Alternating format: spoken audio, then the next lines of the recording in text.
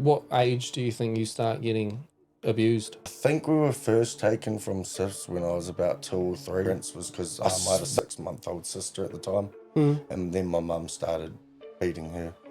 So 2 years old, your dad leaves the family picture? my mum told me, tried to chase me down, tried to kill me. And the Palmy Creek we were catcher, living out, right? Yeah. What sparks that idea? SIFs. SIFs. What happened in SIFs? Yeah. To you? Yeah, I was a victim of abuse in there as well. Yeah, touching places that shouldn't be touched. Yeah, right. And you doing the same?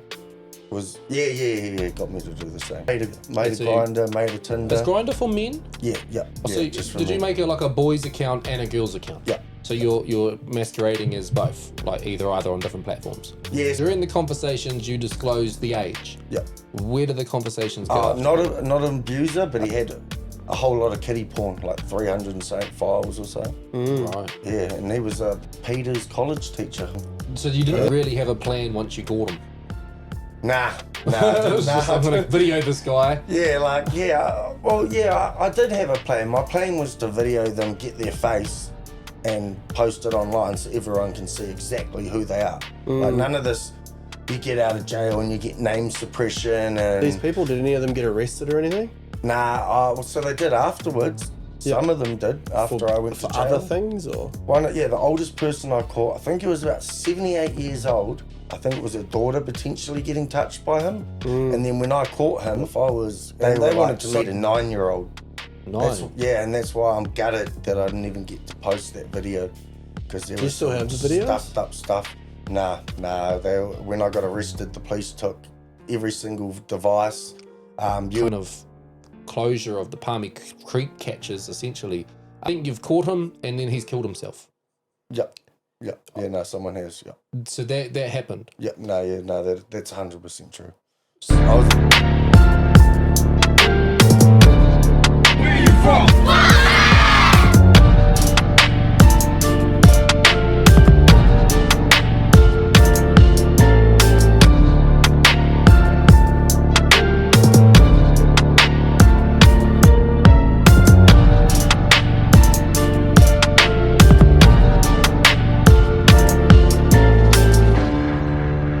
Welcome back to the Making a Statement podcast, episode 23. 23. Miley Cyrus comes to mind. Oh yeah, that's awesome. We're breaking the stigma. We have uncensored, unfiltered, unscripted and unedited conversations and sometimes uneducated. We're making a statement. You can check us out, makingastatement.co.nz. The merch, I'm wearing the Breaking the Stigma shirt so you can rep what our messages, and you'll see through the episode some of the clothing on display. To my right, I've got my brother-in-law, Brother E. Hi, I'm Ethan. Cuzzy DJ TJ on the ones and twos behind the scenes. Kia ora. So he's our Making a Statement DJ and running the behind the scenes of this podcast. Shout out to the cuz. I'm Dilz. I am a hip hop artist. Hip-hop. Hippopotamus. Hippopotamus. My rhymes are bottomless. I'm rapping off the top of this esophagus. I think it's my lyrics are bottomless. Oh, is it? I don't know. Yeah. Those are bars, though. Shout out Flight of the Conchords. With us tonight is a vigilante. He is a part of exposing the scummy predators, and some time ago went by the name of Palmy Creek Catchers. The bro, Connor Bevins, welcome. Hello everyone. No, thank you, my bro, for having me. All good. Welcome. Oh, my name's Connor Bevins. Absolutely. Sorry. I'm 28 years old. I'm from Palmerston North. Yeah, so back in 2019, I was the Palmy Creek Catcher. As you may know, some of you may not know, look a bit different now, but fatter. But Bro, I wasn't going to say anything. I actually wasn't. Well, I was actually. Yeah, no, I wasn't. But it's the wife, my bro. Eh? Oh, it's the good. fiance. Yeah, she's good. amazing. Cooks me mean food. So. I was going to say though, because I used to watch you. Okay, I remember the journey. I've seen the videos. You were almost had like a social media buzz before having a social media buzz was a thing. Really? Yeah, no, I did.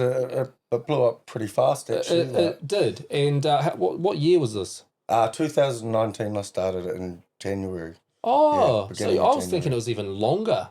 Sorry, it was 2018. Oh, really? Yeah. Okay, and how long did you kind of be on that campaign for?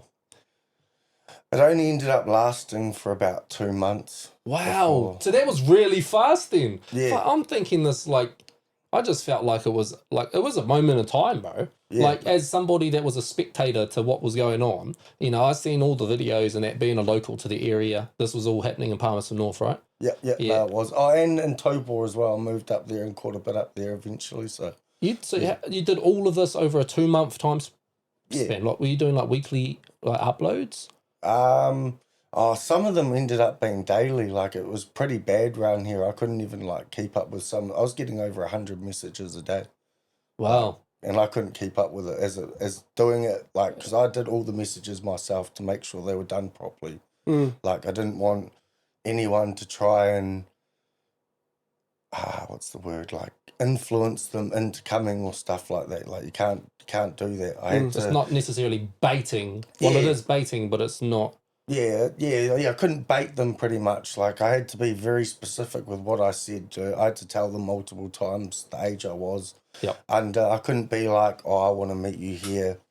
I want to do this with you. Rah. You know, they were the ones that would do that. Yeah. Had to allow it. Exactly. Because if I did that, then it's entrapment. But Yeah, understood. I'm going to ask a lot of questions because there's a I've lot got of some questions to already. be asked, bro.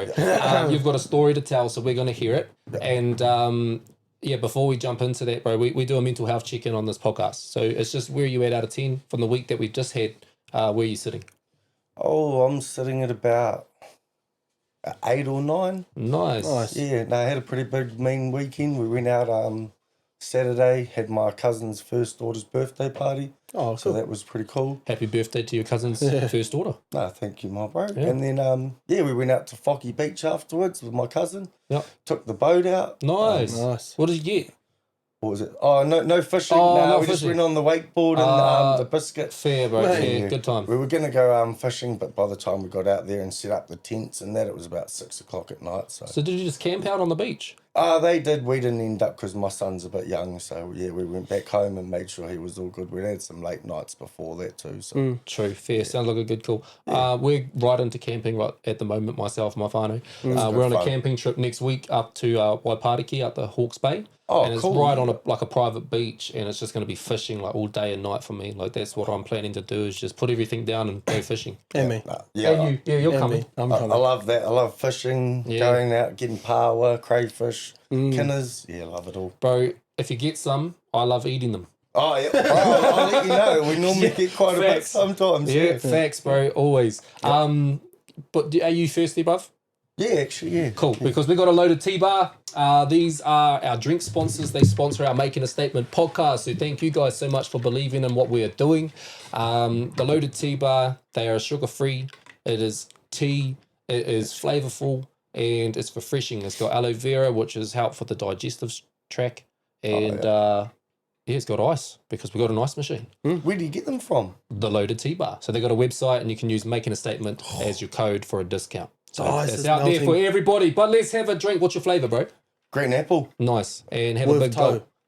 gulp. With energy. So it's got with the energy boost. Yep, got the energy boost. Yep. Mean. So it's again, toe. it's a replacement or a substitute for like energy drinks too, bro. Like I drink these now instead of these. This is amazing. It's yum. Yeah. What do you first rate it time. out of 10? We call this true reviews, so don't lie. No, yeah, this is like a good 9, 10. Yeah. 9, 10. No, this is mean. This You is, like it? That's, yeah, way that's one of better our than energy drinks or anything. yeah. That's one of our and they're hydrating, bro. It's just all mixed with water, like it's refreshing. Yeah, no, this is Game changing. I'm eh? definitely getting some. Nice. Use our code, Use bro. our code. Yeah, no, I definitely will be, my bro. Cuzzy DJ TJ, what you drinking over there? I'm gonna get into mine too. I have one second. I completely forgot. Ethan, Sour blue raspberry that. and pink lemonade. Yep. Where are He's we? going in on it. Are we just gonna finish it live and direct at the start of the podcast? Oh, What? Good. that's pretty damn good. Damn. Yeah. Yeah. True reviews. Damn. That's a 10. 10. Oh, I want that next I week. think I made That's them one of pretty my good favourites. too. Yeah, That's what I got too. I want that next week. Okay. What is it again? That sour blue raspberry and what? Pink, Pink lemonade. lemonade. Pink lemonade. Oh, okay. I mean, the color That of is it. yum. The color of it looks like it should be alcoholic on a beach. I was going to say like Blue Lagoon or something. True reviews. What's the rating? That's good. I'm gonna say I'm gonna give it an 8.5. I do definitely like it, but I just don't think anything can get up there with passion fruit mango. Yeah. It's just the best flavour. I still don't mix my flavours, but I want that one next week. You do. White grape, red grape. Yeah, true. And I've got the red grape tonight. I rate that always my solid 9. It's one of my favourites. It's my go-to. I drink one like every night, and this isn't just plugging it because the business shut their page down and I was still drinking it and promoting it every night. And welcome back to the Loaded Tea Bar. Thank you for rejoining Facebook. Kazi DJ TJ, where are you at out of 10? I think I am. Sorry, I'm still writing the stuff down. I think I am a. Say a 7. Why only a 7? The reason why I am only a 7 is because. Yeah, I don't know why I'm a 7. I just feel like a 7. Yeah. Fair enough. Fair it's my enough. favourite number, cuz. Yeah, so I'm it's going to say nothing really. I'm going to say you're good. There's nothing really. 21st. Your 21st Oh, yeah, is my in 2 21st weeks. is coming up. So 2 weeks. yeah, You're getting old, my cuz, and we'll make sure that we make an appearance. Special day, special occasion. We make special plans and special, room in the calendar for that kind of shit. So Are you going to DJ your own 21st? No, I'm not DJing my own 21st. Are you just going to have normal music playing? Or Yeah, I'm gonna have a Spotify playlist up. Oh, yeah. Maybe I should DJ. can you put some Dilz on that playlist? Maybe. Classic. Where you at out of 10? Ooh. 10. A 10, even though you just left New World and you almost got in a fight with the dude No, I in the didn't get in a parking lot. fight. I just told him to fuck off. Yeah, I said almost. No, he was being a dick. So fuck him. But anyways, nah. Hold on. Rangatahi Jar. I feel like that's your plug. You can introduce it because you dropped just how much money in that just then? I don't know, like $1.50. I actually owe some money, and I brought my wallet out. Me too. We're gonna I start think topping you got this to chuck up. that purple one in there, my bro. You're way behind. Look, I got a ticket a little bit, but there's $30 and we're just paying for our swearing because on this podcast, 50 cents goes in the jar every time we say swear words. And I guess, if you swear, bro, you actually got to shout all of us. Okay, no, Nah, sweet. it's fucking good. No, I mean, there's another one. Hey, hold on. I was gonna say we cover you, but I might change my mind. we're only like 3 episodes in this year. We're already at $50. I think we owe more too. The Rangatahi Jar, we are filling this up and going to give the funds back to a youth cause or something within our community. And you guys are more than welcome to plug in the comments where you think that might go or where you think deserves it. Last year, we put a few $100s at the end of last year towards a dance academy and Lavinda sponsor a dance group. So that's the example of what we can use this jar for. But we're open to ideas. Myself, I am sitting at a 9. I feel like I'm looking forward to next week, bro, the weekend. I can't wait to get away and have that camping trip and just be in bliss, bro. It's going to be harmony. It's going to be serene. It's going to be like a moment in life. You know what I mean? That's what those moments are for, because then you look back on it and that's the why, that's the reason. That's the reward at the end of all the work. So I'm looking forward to, I'm just working hard and making sure that I've got everything done so that when we get there, I don't have a bunch of things on my plate and on my mind. I just want to be peaceful. But also my gym and everything, my fitness and that I feel like is getting back on track for the first time since my surgery. You know what I mean? Like my surgery was last May, so it's now February. It's taken me a minute to get back on the track. But in saying that, I think I'm going to finish the podcast. You said you were going to go to sleep. I might go for a run. Nice. Yeah. I had a workout before we came in here. I'm still drinking my protein shake. Yeah, I might commit to the idea. I don't know. I'm putting the reason why I put this out there on the podcast so you guys can hold me accountable. Ask in the comments if I went for my run, and I'll be honest, but I stand on excuses or results. I want to go for a run, so Do it. I'm going to commit to it. Yeah, we kick off with a hot topic. So essentially, bro, I can't remember. Did Cuzzy Trev get you to write something? Yeah. Perfect. So you know what our hot topic is. All of our guests put a subject, a one-worder, a liner, anything in this jar, and Cuzzy DJ TJ is going to pull from this jar. Yep. Whatever that is, we talk about it. It could be anything, but it's going to be something that our prior guests have put in there for us to discuss on a future episode. Yeah, cool, sweet. Okay. Hot topic for today Hot topic. is a regret. A regret. Like of our own? Oh, Yes. that's a good one actually. No name. I'll go first. Yeah, I'll go first. Being silly with my money when I was young. that's a stand. Yeah. So like, I always sit there and think, because like now that I'm not really a drinker, I always sit there and think, man, I pissed so much money onto a wall. Like so much money. I used to go out and spend like $300-400 a night in town Yeah. that I could have put away or spent on something way better. Yep. And now I'm like, man, it's so frustrating. And when I'm doing like the reason why I was a 10, I didn't get to, I'm getting like concrete done on the house and I've got someone coming in to do some plastering and stuff and like paying for that. I'm like excited to pay for it. It's like It's when gonna you're get young, done. you're like, oh, I want to go and spend money on alcohol. I don't want to go and pay for this Concrete. dentist appointment or something stupid, you know, Concrete. or concrete or like pots and pans. I like buying pots and pans now. So, Facts. you know, it's just Bro, we just one of got those tea things. towels. We just ordered tea towels. I like nice tea towels. I Yeah. don't like the ones that don't catch the water and they're shit. Shania doesn't like it when you twirl them up and hit her with them. And if you haven't If seen I that haven't ringed yet, them out. we just did a podcast with his wife, my little sister, Shania, and she talked about her car accident. She talked about her toxic relationship. She talked about having an ADHD and autistic child. It's a great episode. She talks about her childhood with me. Go and check that one out. That was last week's episode. So after this, go back to that and have a listen. Yeah. But yeah, yeah, it was a good one, eh? Did But, you watch it? Yeah, I watched it today. Oh, yeah. neat. Yeah. So you kind of knew what you were expecting walking onto here today? Yeah, a little bit. Yeah, and I watched the one with with Jasmine last week. as Perfect. well, so, Cool. Yeah, had a bit of a rough idea, which was good. Well, thank you for tuning in, bro. But yeah, I would say definitely just the regrets on not listening to my parents and stuff, you know, like your elders when they say, you probably shouldn't do this, you probably should do this, you know, that's The biggest one that stands out to me is as a kid, legit, I guarantee you guys probably all, I don't know, you might not be old enough to resonate to it, but, you know, like that enjoy your time at school, like make the most of school and go to school because, you know, when you're out of school and everyone's always wanting to leave school, you know, you want to get out of school and you want to be an adult. They're like, don't rush. Like, why did we not listen to that? Do you know what? Today there was like all those posts of kids going back to school. Like Janelle's been putting up, your mum's been putting up posts and stuff of the kids in their uniforms and that.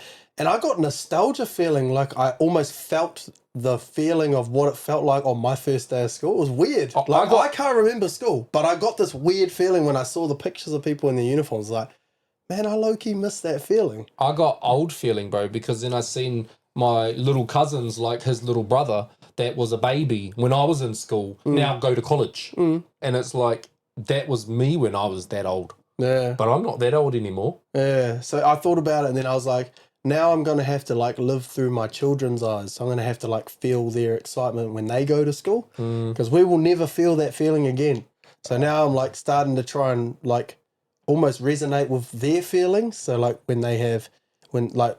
it's like when Ivy got her first player of the day, I like really felt with the moment with her, felt the moment with her. So I think there's going to be like that with school too. The first day, make it like a big occasion. Oh my God, we first day of college, you know, it's like a big thing. Yeah, I can't wait to take my son for his first day as well. How old's your son? He's 15 months now, so he's still got a bit to go. You got a minute, you got a few milestones to get through. Yeah, but it's amazing. He's going pretty fast. Talking yet?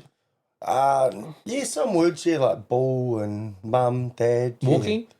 Not quite. He had a bit of a tight Achilles tendon when he was born, so he had to have an operation, and then he had like these moon boots with a bar that went between them, so it stopped his walking for a bit. But he's getting there now, pulling himself up and walking around, and yeah, Man, it's cool. Love awesome. it. Love it. Yeah. it goes fast though, eh? Oh yeah, doesn't it? Yeah, man. I've got another one on the way in July now as well. and it's Man. like, holy moly! When the more comes, bro, it gets full on. Yeah, it's hectic. Slow down. I'm trying.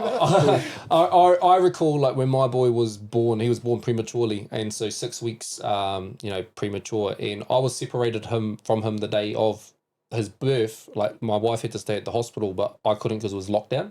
Oh, And yeah. I loved him and missed him. Like at this first moment, this connection was just like deep all of a sudden. Like, and I went home and I cried and I messaged or called Arohali and I was like, fuck, like I don't understand this.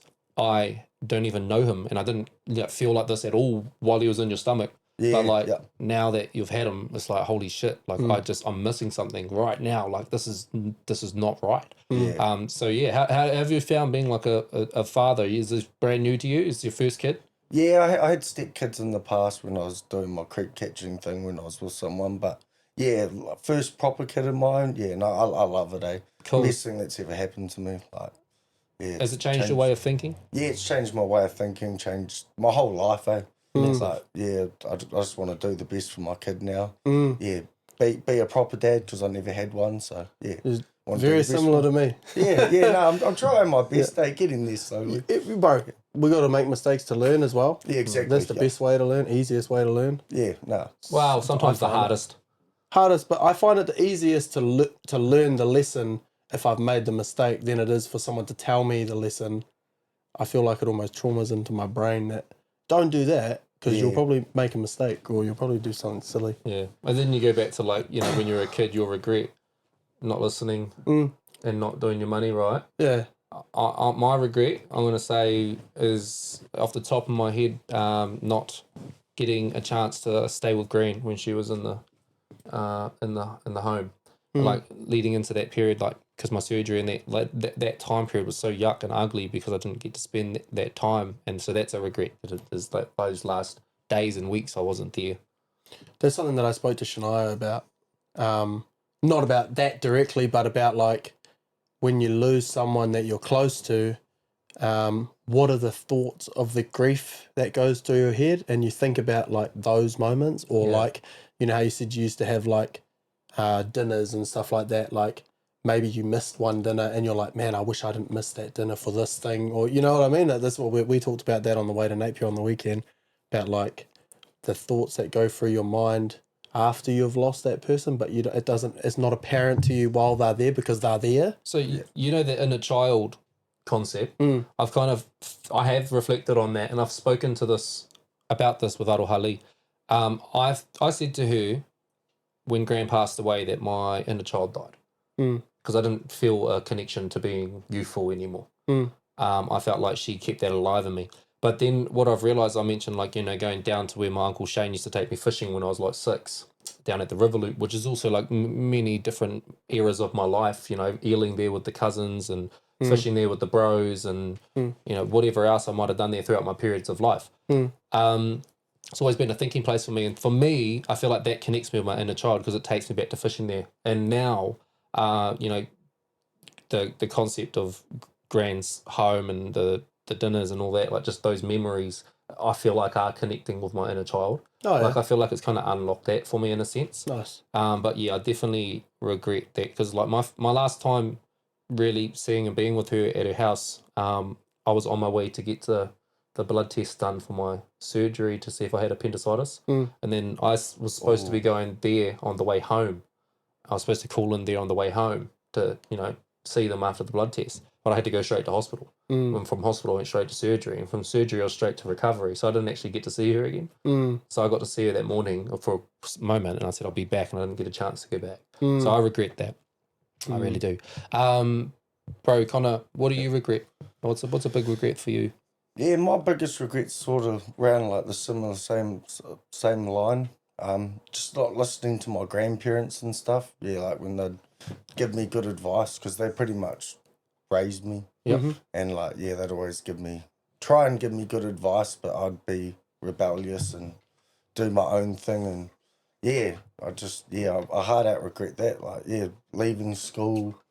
I had a job and stuff, and back then I was going through some stuff in that, and I wasn't consistent, like missed days at work and stuff like that. And yeah, regret that. I could have kept that job like till now, and yeah, probably almost bought a house and stuff like that for my son and stuff. So yeah, I just regret not listening to my nan and pop a lot. Yeah. And yeah, other elders, their mates, their friends that would always give me good advice. Yeah.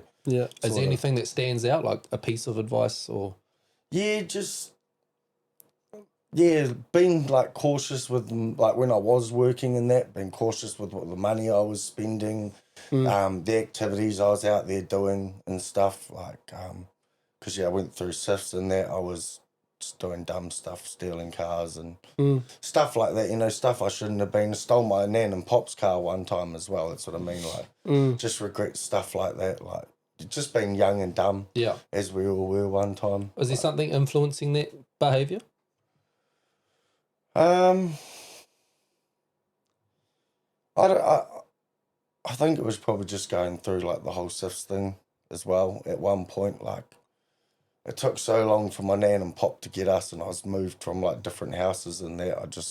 I guess I sort of just gave up. Yeah, I was, like, a bit annoyed that my mum and dad weren't there for me, and yeah, so that sort of, like, broke me a bit. Everyone wants a mum and a dad.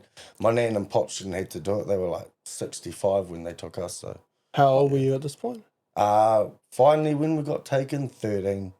But, yeah, there was a lot more notifications before that, and the only reason I did it, I finally went and told my grandparents was because I had a 6-month-old sister at the time, and then my mum started beating her. So, yeah. 6 months? Yeah. She was beating her at 6 months? Yeah. Did you see this? Yeah. No, yeah, that's why I had to go to my nan and pop and tell them and that. Yeah. So was this a one-off or a constant? Yeah, no, it was a one-off. Yeah, she picked her up and she shook her. Oh, I see. Yeah. And I shouldn't have been out of reaction. I punched my mum in the face. Luckily, she fell back on the bed with my sister. I grabbed her and I grabbed my other sister, Bailey, who was about 9 or 10 maybe at the time. And then we were living at Geraldine Cruz, just over the road from the old Clovelly pub. Okay. And there's a alleyway at the end, ran up there, and then ran to my grandparents and that. So I guess that's another thing I regret, maybe not telling them earlier. But I'm sort of glad I did at the time because it got us all out of it. Yeah. So Being how young, though. how old were you, sorry? I was 12 at the time. Yeah, 13 when I finally got back to my grandparents, yeah. Were you saying something? I was just going to say, like, being young as well, though, like, you kind of, and then, like, obviously being your mum, there's, like, that obviously born internal love. You're like, do I want to go and say this about mum? Like, is this something that's wrong? You don't really know. Yeah. Maybe a little bit of being scared as well, like what might happen. So Yeah. I guess it just took that moment for you to realise, and you're just trying to protect your siblings. So Yeah, well, I never wanted to send my mum to jail either. Like, that was like a bit of a scary thing for me, like, because I never had my dad from like 2 years old, so that's like the only person I really sort of did have. Even though I had my grandparents and she wasn't good, so it was like, yeah, it was a bit of a hard one. It was like, what do I do here? Because I know if I do say something, she's going to go away to jail probably, and who knows what's going to happen to us. And the sad thing was, me and my sister, we went to my grandparents, but my sister, who was 6 months old because they were so old, she got fostered out to a whole different place. No connection or relationship there anymore? There is again now. There wasn't at one point when I got caught for my creek catching stuff because the mum thought I was like a criminal because I went to jail and stuff like that. And so I didn't get to see her for about 8 years. It sort of hit hard. So you still have a connection with your sister now, and she wasn't injured or anything like that at that moment? Oh, she's got alcohol fetal syndrome. Right. And maybe a couple of other things, not too sure. Yeah. Yeah, but she's 16 now. She's doing well. Tall, beautiful girl, doing well. Cool. She goes to Longbourn Adventist College, and she's doing amazing. So I'm pretty proud of her. Perfect. Awesome. Cool. So 2 years old, your dad leaves the family picture? Yeah, so I'm not too sure about the story, but my mum told me he tried to chase me down, tried to kill me. Oh. And yeah, we were living at Hamatangi at the time or something. But You don't have any memory of that? Nah, not at all. No. Yeah, no, I can't really trust my mum either because her word is like, yeah, she's a crackhead, so. True. Okay, I was going to dive into that as well. You forgot the fly spray. I know, I just realised that when I seen them. It's so hot, eh? They just love it. The flies. And also, just for anybody tuning in, we've got brand new camera angles and we've got a brand new setup going with Cuzzy DJ TJ behind the scenes, and you can see what he's up to sometimes. So I hope you guys are enjoying the improvements, and do please make sure to stay tuned, sit through and listen through to the end, because we're unscripted, uncensored, unedited and unfiltered, and what we talk about is just open conversation. So you're going to hear some stories obviously from the bro, but yeah, carry on. Sorry brother, you were young, your dad leaves at 2 years old. He's apparently potentially attempted to murder you in this scenario. Your mother, has she always been drug use throughout your childhood? Yeah, hard out. Yeah, like to the point where if she didn't get like a tinny or something in the morning or some weed, I was to stay home and she'd come up and beat me like every 5 minutes or so. Yeah. So how are those beating? Like she's just coming and assaulting you with like closed fists, like punching you in the face? Yeah, just giving me punches, hitting me with like bottles, like beer bottles and that. Yeah, like broke my finger in that one time just before I had to go to school and that. Yeah, and then the detectives came around after that because the school wondered why my hand was sore and she just got a bloody warning.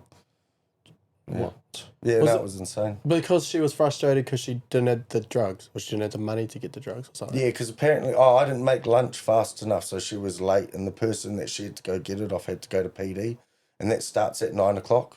So he wasn't home, and then she couldn't get anywhere else. So yeah, she just used to take it out on me. So that's an example of an actual scenario that's happened to you. Yeah, that's an exact. We were living in two-story place at the time behind the Highbury shops when they had the two-story flats there. Yeah. I remember those. Yeah, my cousin used to live in one. Yeah, we used to write our names in the doors, but that was a bit sad. They took them down, eh? So memories, but not always good ones. Yeah, obviously. And so, what age do you think you start getting abused?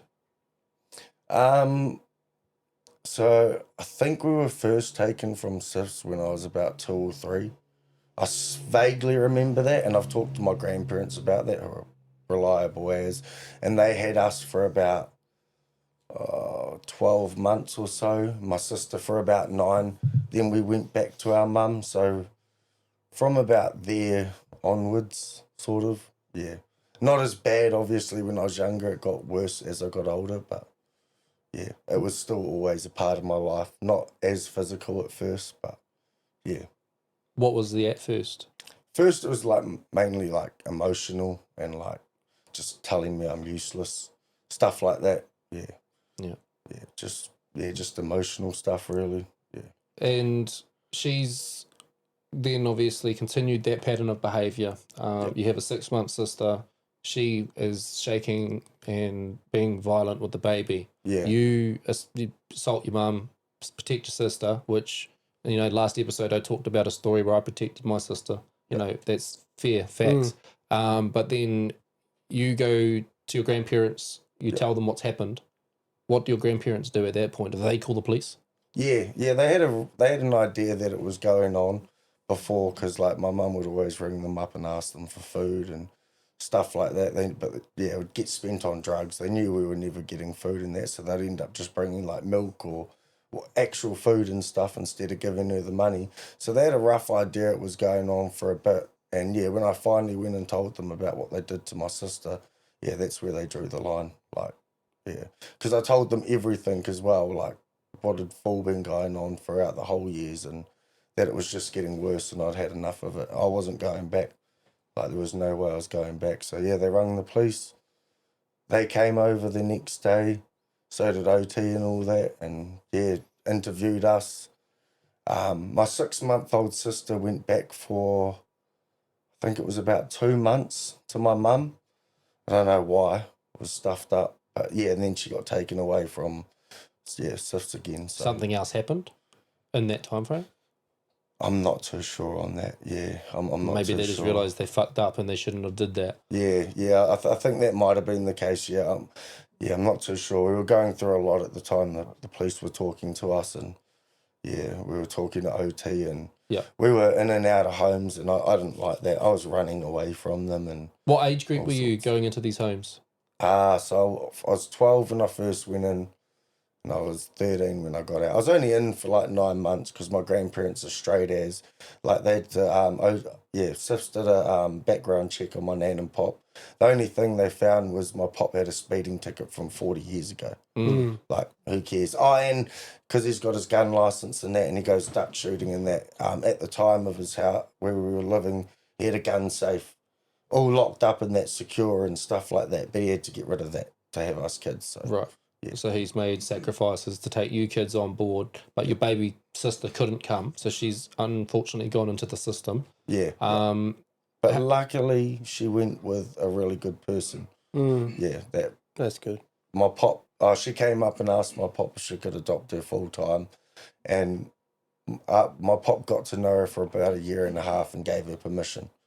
So she's always been in the family. Yeah, that's I just nice. didn't get to see her for a bit. So yeah, she's still been around, which is good. Cool, awesome. And going through the system, 9 months in the homes, what's your kind of experience in those system homes?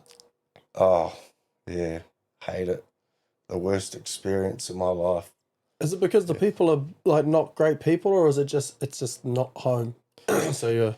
Yeah, it's not home. I mean, the first house, I didn't like it for a reason. I got myself kicked out of there. I broke their window, kicked their walls in and stuff because I was going to Freiburg at the time, and yeah, all their kids were homeschooled, and they were Christian in that, and like, I don't really believe in that stuff. I've got nothing against it or nothing, but I don't believe in it, and they wanted to stop us from going to school and homeschool us and make us be Christians. And I was you like, didn't want that. no, I was like, all my bros are at school. Like, Yeah, that's extreme, mate. yeah, I'm like, I don't want to be homeschooled. Like, nah, if you homeschool me, like, and SIFs were all good with it. They were keen on it. And I was like, nah. So yeah, I smashed the window. And the hard part with that is you're already going through so much change. Yeah. And then they're going to try and do that as well. Whereas it'd be nicer if you could have kept some normality, which was the school. Yeah. You know, that was your normality. So the fact that you were moved out of a home that was home to a home that you didn't know, with a family that you didn't know, and then they're trying to rip something away from you that was normal, I probably would have reacted the same way. I probably would have put my foot down and been like, nah, fuck this. I'm going to make it hell then. Yeah. Break your window. Yeah, I Smash some wasn't windows. having it. No way. Yeah, there's too much change all at once. Yeah. No, yeah, it was. And yeah, I can understand the rebellious concept in that one. Next home, what's the experience? I think just really after that point, I just got over it. Yeah, I was just keep running away on purpose. Like, yeah, I just didn't want to. I wanted to be with my nan and pop. I was like, my nan and pop are good people. My pop's worked since he was 15 years old, you know, and then like he went to school and then worked. He ran out to the meat works, and then he'd run back in sometimes for rugby training and stuff. And then my nan, she's been working since she was 15 as well. Like, own their own house, always good people. So I was like confused on like, why can't I go to my nan and pop? Like, why do they have to be background checked? Like, it just didn't make sense to me. So yeah, I just got to the point where I was like, nah, stuff this. I'm not going to let OT tell me what I'm doing. Yeah. And yeah, I kept running away. And then, yeah, it got to the point where I kept running away and doing stuff. Like, I think it was the third house. I didn't like the people there because I was taken to live in. So I wasn't even going to school at the time or nothing either. Seen no bros, didn't know where the heck I was. I climbed up cricket nets, and I told the person I was going to jump off on my neck just because, bro, I don't want to be with you. Like, who are you? Like, yeah. And then after that, I got moved to a house, luckily, that there was this teacher aide that I knew from Somerset. And I was good for her. Yeah, I stayed there. But if I was to be moved again, OT told me that they were going to send me to juvie because they just couldn't control me. Because I'd run away every single night. Like, Do you, like, obviously being older now, you kind of see why it took a while though? Like, obviously all the process. Do you kind of understand now why they would have taken that long? Yeah, no, I do. I get it's safety for like the kids, and I think protocol as well. Like, they probably have a lot of procedures that they have to do to make sure that their ass is covered. So if something goes wrong, it's not their fault. Yeah, no. Do you know what I mean? Yeah, no, I can see now because especially being older, I've got a best mate who I won't say his name or anything, but he's currently going through SIFs at the moment to get his kids back because his baby mama was just useless, crackhead. And he's done everything. You know, he's passed meth tests. Only thing he's tested positive was a bit of weed. But they don't really care about that. It was the meth that they cared about. He got, cleared for all that. And it's been 2 years and he's only got one of his boys back.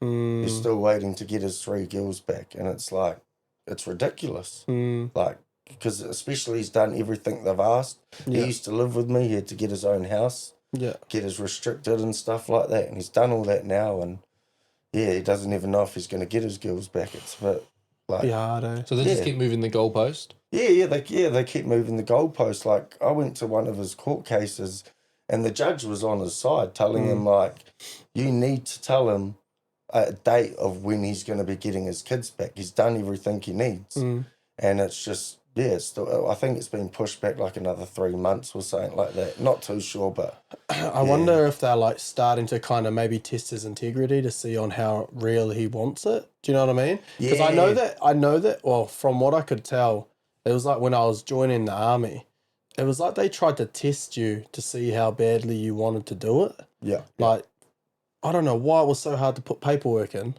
but they were making it so hard. I'd send them exactly what they wanted. No, we need this. Yeah, no, when it dragged it out for like 6 months. They like that. Yeah. So I'm just wondering if maybe that's what it is again. One of those procedures where, you know, especially when it comes to what you say, he's got 4 kids. Yeah, 4 kids. Yeah. So maybe it's like they're trying to see how badly and teachers test his integrity, because obviously taking on 4 kids is a big job. Yeah. So I'm wondering. Solo dad. Yeah, I mean that's a bit excessive, obviously being like 2 years or however long it's been, but I'm wondering if maybe that's what they're doing again. There's a bit of ass covering and just testing his integrity to see how badly he wants it. Do you know what I mean? Yeah, that makes sense. Yeah, because they're like, well, you don't want to think it, but there's definitely going to be people out there with the wrong intentions. Yeah. For wanting their kids back, you know what I mean? Yeah, they could probably play it out for a year or so, and then things change. Yeah. So I'm just wondering maybe that if that's what they're doing, maybe he got one back and they're seeing how he goes, and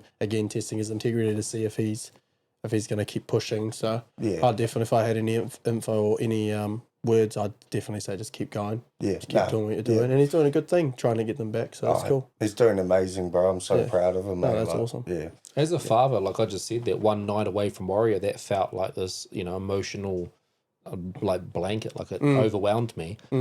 Imagine that, but as a constant, like that's an ugly thought, eh? Yeah, I've had a mate that's been trying to fight for more custody as well. So keep fighting the good fight. Yeah, it's a hard, long battle, that's for sure. But good on the ones out there doing it. Yeah.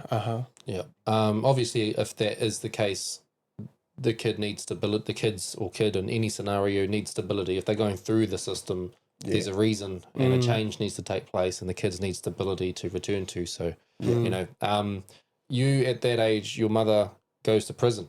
Yeah. How long?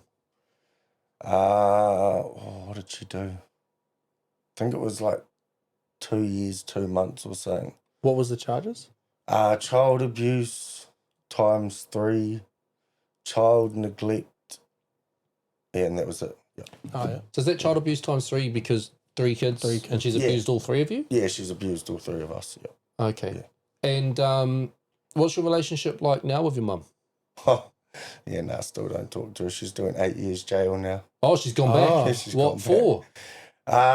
That's a long term compared to the other one. Yeah, she got caught with methamphetamine in her system while driving, a pipe on her, some weed, and then she breached bail. And then maybe about 2 years ago, I did try and give her a chance again, and with my fiance now, she was over one night, and it was about 2 o'clock in the morning. We wanted to go to bed. We told her to go to bed and to go home, and she didn't want to. She smashed the front window of where I was living, so my flatmate ran out and smashed her back window. And then the next day she was over at the bro that I was talking about before, at his ex-baby mum, or his baby mama's house. And I pretty much told her to get off my street, rah, rah, rah. And I was down talking with one of the bros at the end of Ada Street, and she came flying down on the footpath in her car trying to run me and my fiance over.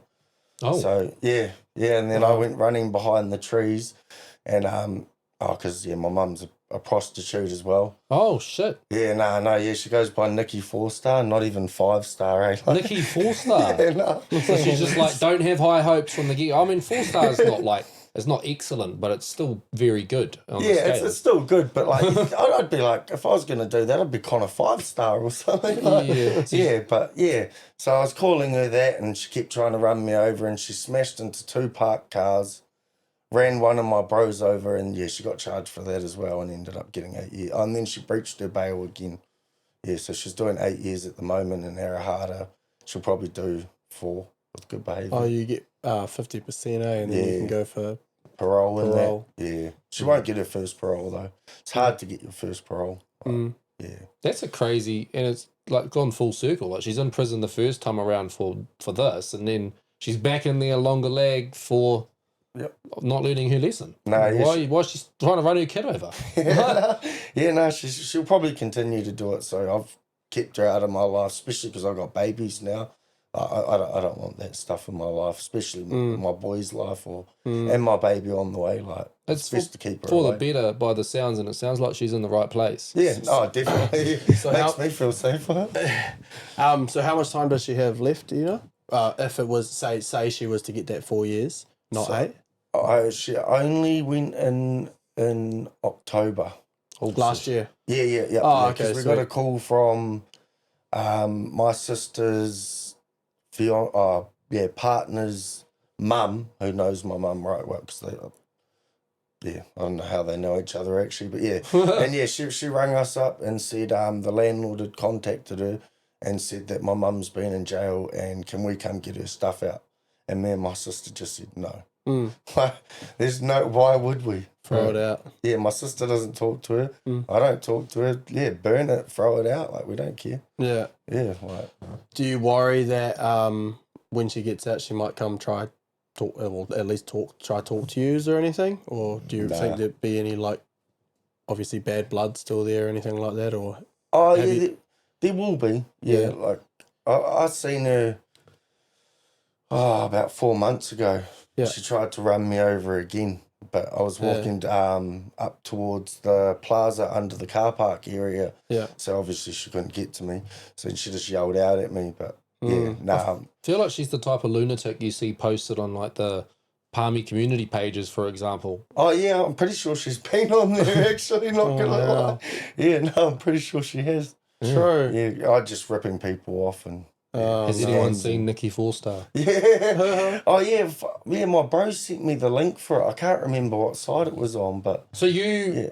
What? Hold on. So wait, what was your bro doing on that? Yeah. So your bro's trying to order a prostitute, comes across your mum, and then sends you a link, and then you're like, oh shit, that's my mum. Yeah, my bro's hard out. Okay, yeah, so he's a hard out worker. It sounds like he's doing more than just working. Yeah, he's working double time. Yeah, he's single, and spends most of his pay on.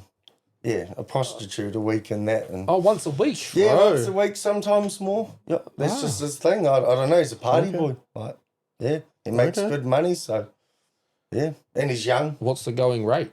Oh, I don't even know what he gets paid. I'm not sure. No, not what he gets paid. What's he paying them? Oh, I wouldn't even have a clue. I know the most he's paid for one was like 400, but... That must have been Nikki 5-star. He showed me the link for her. She was $140, no condom. Oh my god! Is that even legal? No, it's not legal. But the Put site that on her prison charges. The site that she was on, I don't think is very legal either. Oh, so what's your bro doing on it? So I do not fucking know, my bro. So it's his So she obviously didn't get caught for doing that, because you can get put in jail for that, eh? Hold on, I think prostitution is legal because there's brothels in Palmy. Oh, really? Yeah, Boxan's is a brothel. Oh. It's legal, yeah. You just have to have protection. Use no protection. I don't think you're supposed to advertise that. That sounds like HIV. Yeah. Yeah. I didn't even know that you could do that. So did you talk to your mum about this? Nah, she didn't even know I knew until that day that she tried to run us over. Oh, you alerted it. Yeah, I was like, oh, yeah, sweet. I'm going to make you even more mad. Like, she was driving down Ada Street for about 5 minutes trying to run me over. And I was just hiding behind trees and I've been in the circumstances. My ex tried to run me over down the street. It's actually quite an adrenaline rush, eh? It's good fun. Yeah. I don't know about fun. I think I'll just not get run over or not have someone trying to. Luckily, she didn't get me because I had a knee injury about 2 years ago. So after about 4 minutes of running, I was a bit sore. Went to my bro's house and all of them came out. And she ran one of my bros over, but... Is he all right? Yeah, no, he was all good. It just hit his leg a bit, and then all of us started punching her car. And Not the same bro that sent the link. No, different bro that lived across the road from me. My other best mate. Oh, yeah. He sells shoes and I was going to stuff. say that'd be a bit of an awkward one because then, No, different mate, yeah. Yeah. So, relationship, obviously, it sounds like she's better off out the picture. Like, Yeah, I've got 100.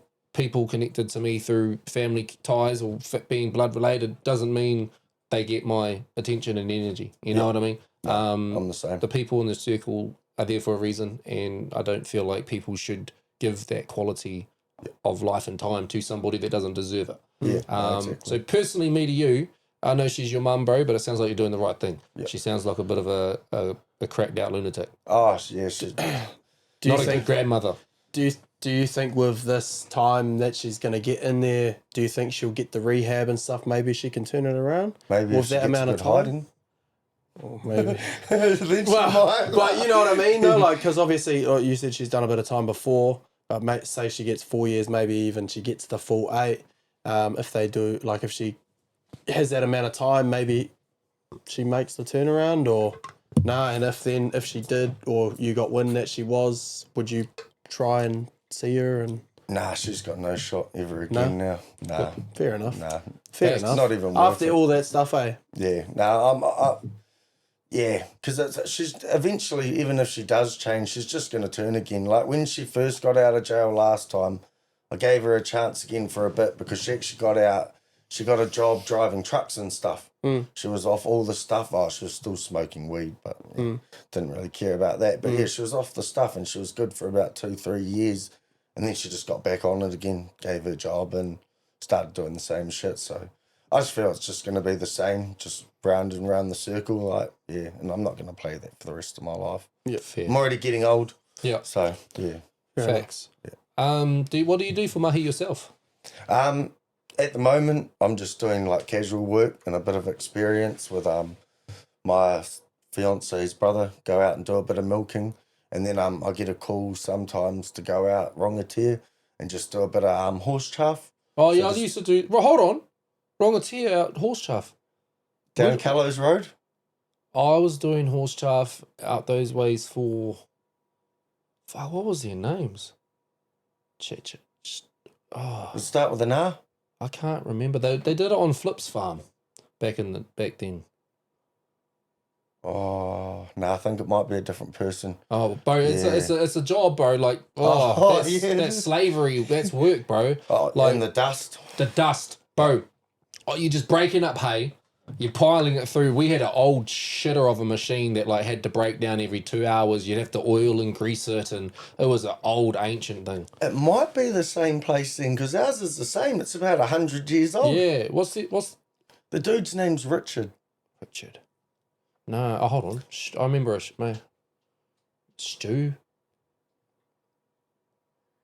I don't think he actually owns the farm. Oh, though, no. Stu owns the farm. Stu or Bruce or I can't remember, bro. There's a Dave there as well. This was like one You of my guys first say so many white guy names. Bro, it's one of these names. Stu, But Richard, either way, Dave, I've done Bruce. that as a job, and it is hard yards, bro. Like it was 8 out. Like there's a different types of hay, bro. It was like one that started with L, Lucerne, was it? Yeah, Lucerne, Bro, that was the worst one Yes, because it it's was so like itchy. stringy and attached and itchy as. Yeah. I used to cart hay too, so I'd do hay season, loading the trucks. Oh, and then we just did that the other day. Oh, that's hard mahi, eh? Yeah. I used to do it no gloves because funnily enough, now I wear gloves. I wear glove podcasting, but back then, no glove. Yeah. And I used to just do it so, because like your fingers obviously eventually got hard into the Yeah, rope, into the twine and that, yeah. so that way you could just be the one that could go just cart them wherever or whenever, just hop off the back and, so you didn't have to put your gloves on first and shit. But that's all hard mahi, bro. no, yeah. How it you is. finding that? Yeah, no. Oh, I love it. Yeah, other than the dust and that, I got bad hay fever and I was stuff actually like that. just saying that last week. Is like I used to wake up and like my eyes would be like just black out, like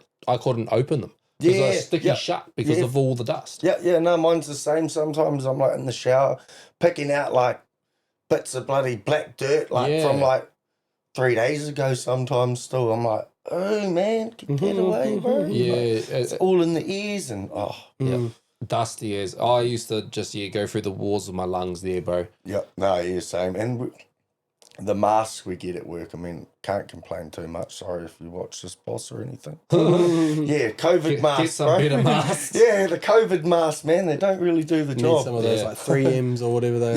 Yeah, Right? something high Almost like a powered. gas mask, eh? Yeah, but yeah, then you get But so you're hot. sweaty in Yeah, there. bro. Yeah. It's hard work. It I is. relate, bro. Like, and it was like 15-minute morning break, 15-minute afternoon, and 30-minute lunch, and all the rest of that day. We used to do 10 hours because we used to do 3 days, Monday, Tuesday, Wednesday. Yeah. And we'd do 3 10-hour days.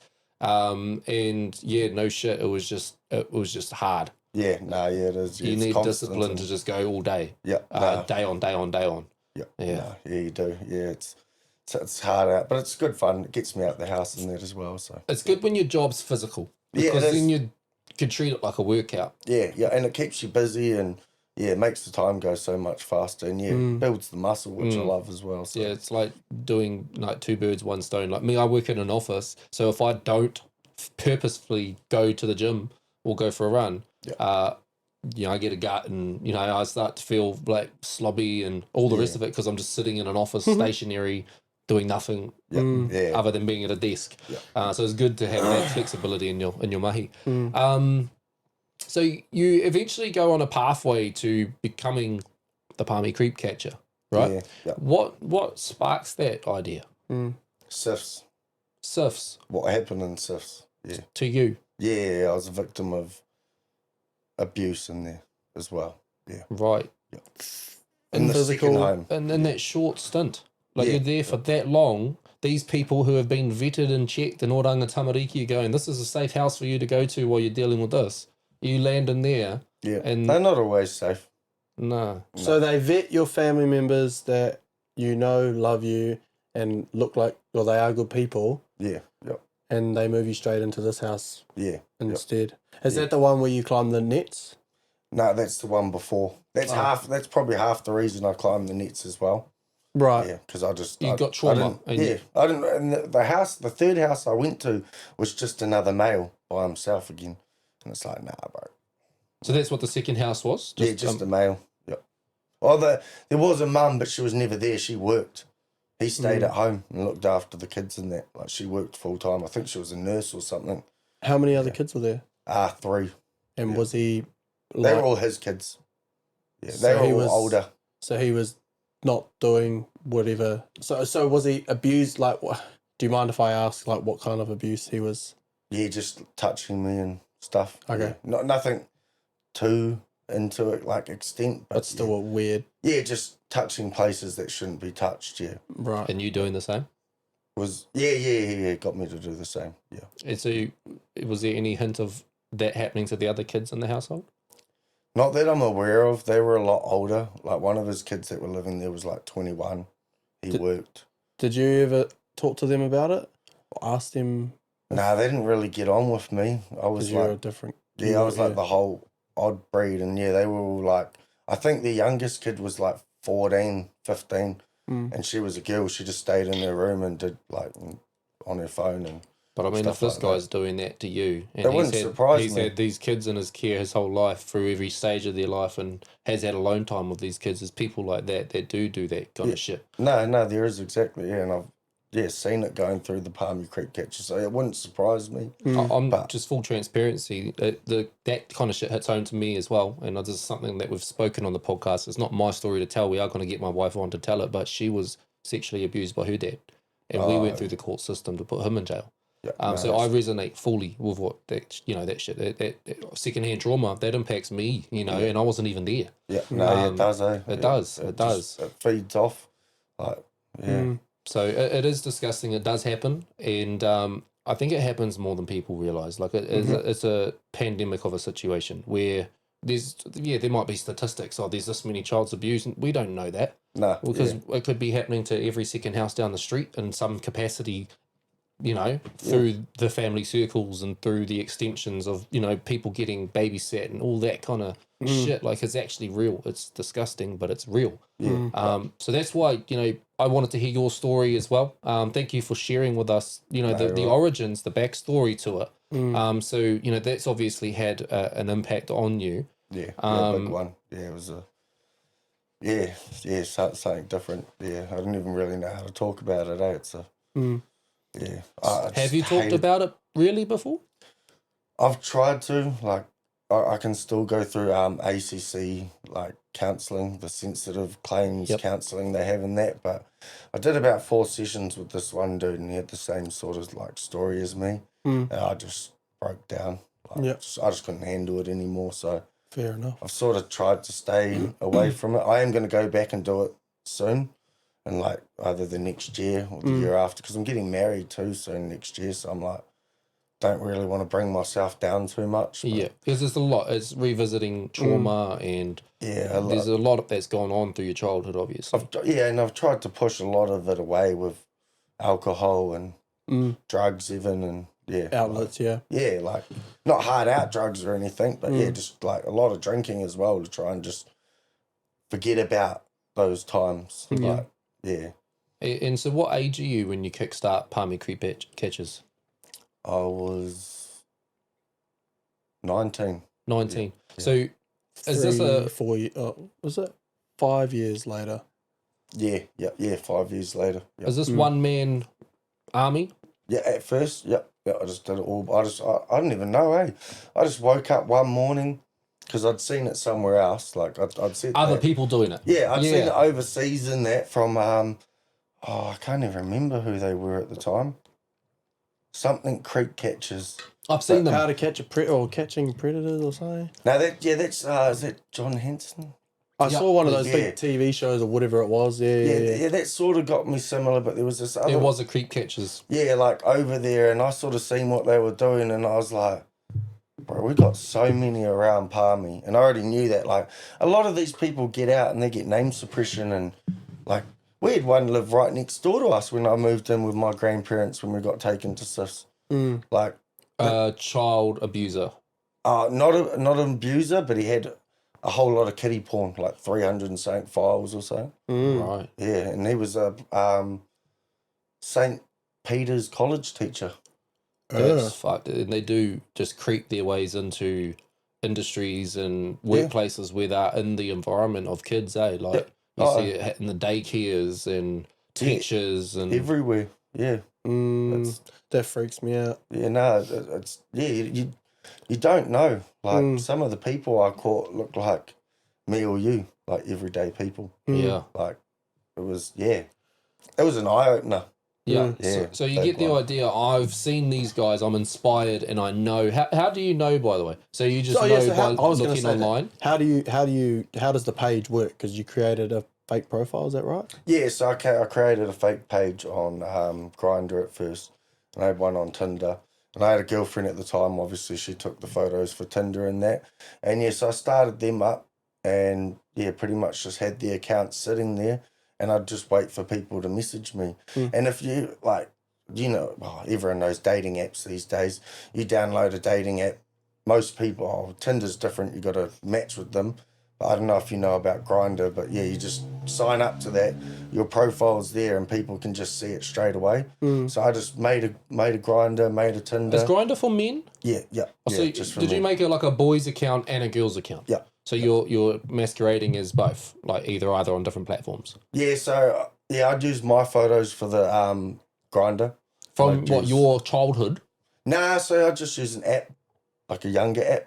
Oh, so Yeah, you'd get just it like AI almost to Yeah. change your face to a kid's face. Yeah, pretty much. Yeah, just take a photo of myself with the app, and it just makes me look a bit younger, takes away the facial hair, stuff like that, and Yeah. And it looked legitimate. yeah. Well, fuck yeah, they must have thought so. So, and then your girlfriend at the time has done the same thing, but as a female Yeah, on to Tinder. create Tinder. Yeah. What age are you presenting yourselves? Like, what's your bio?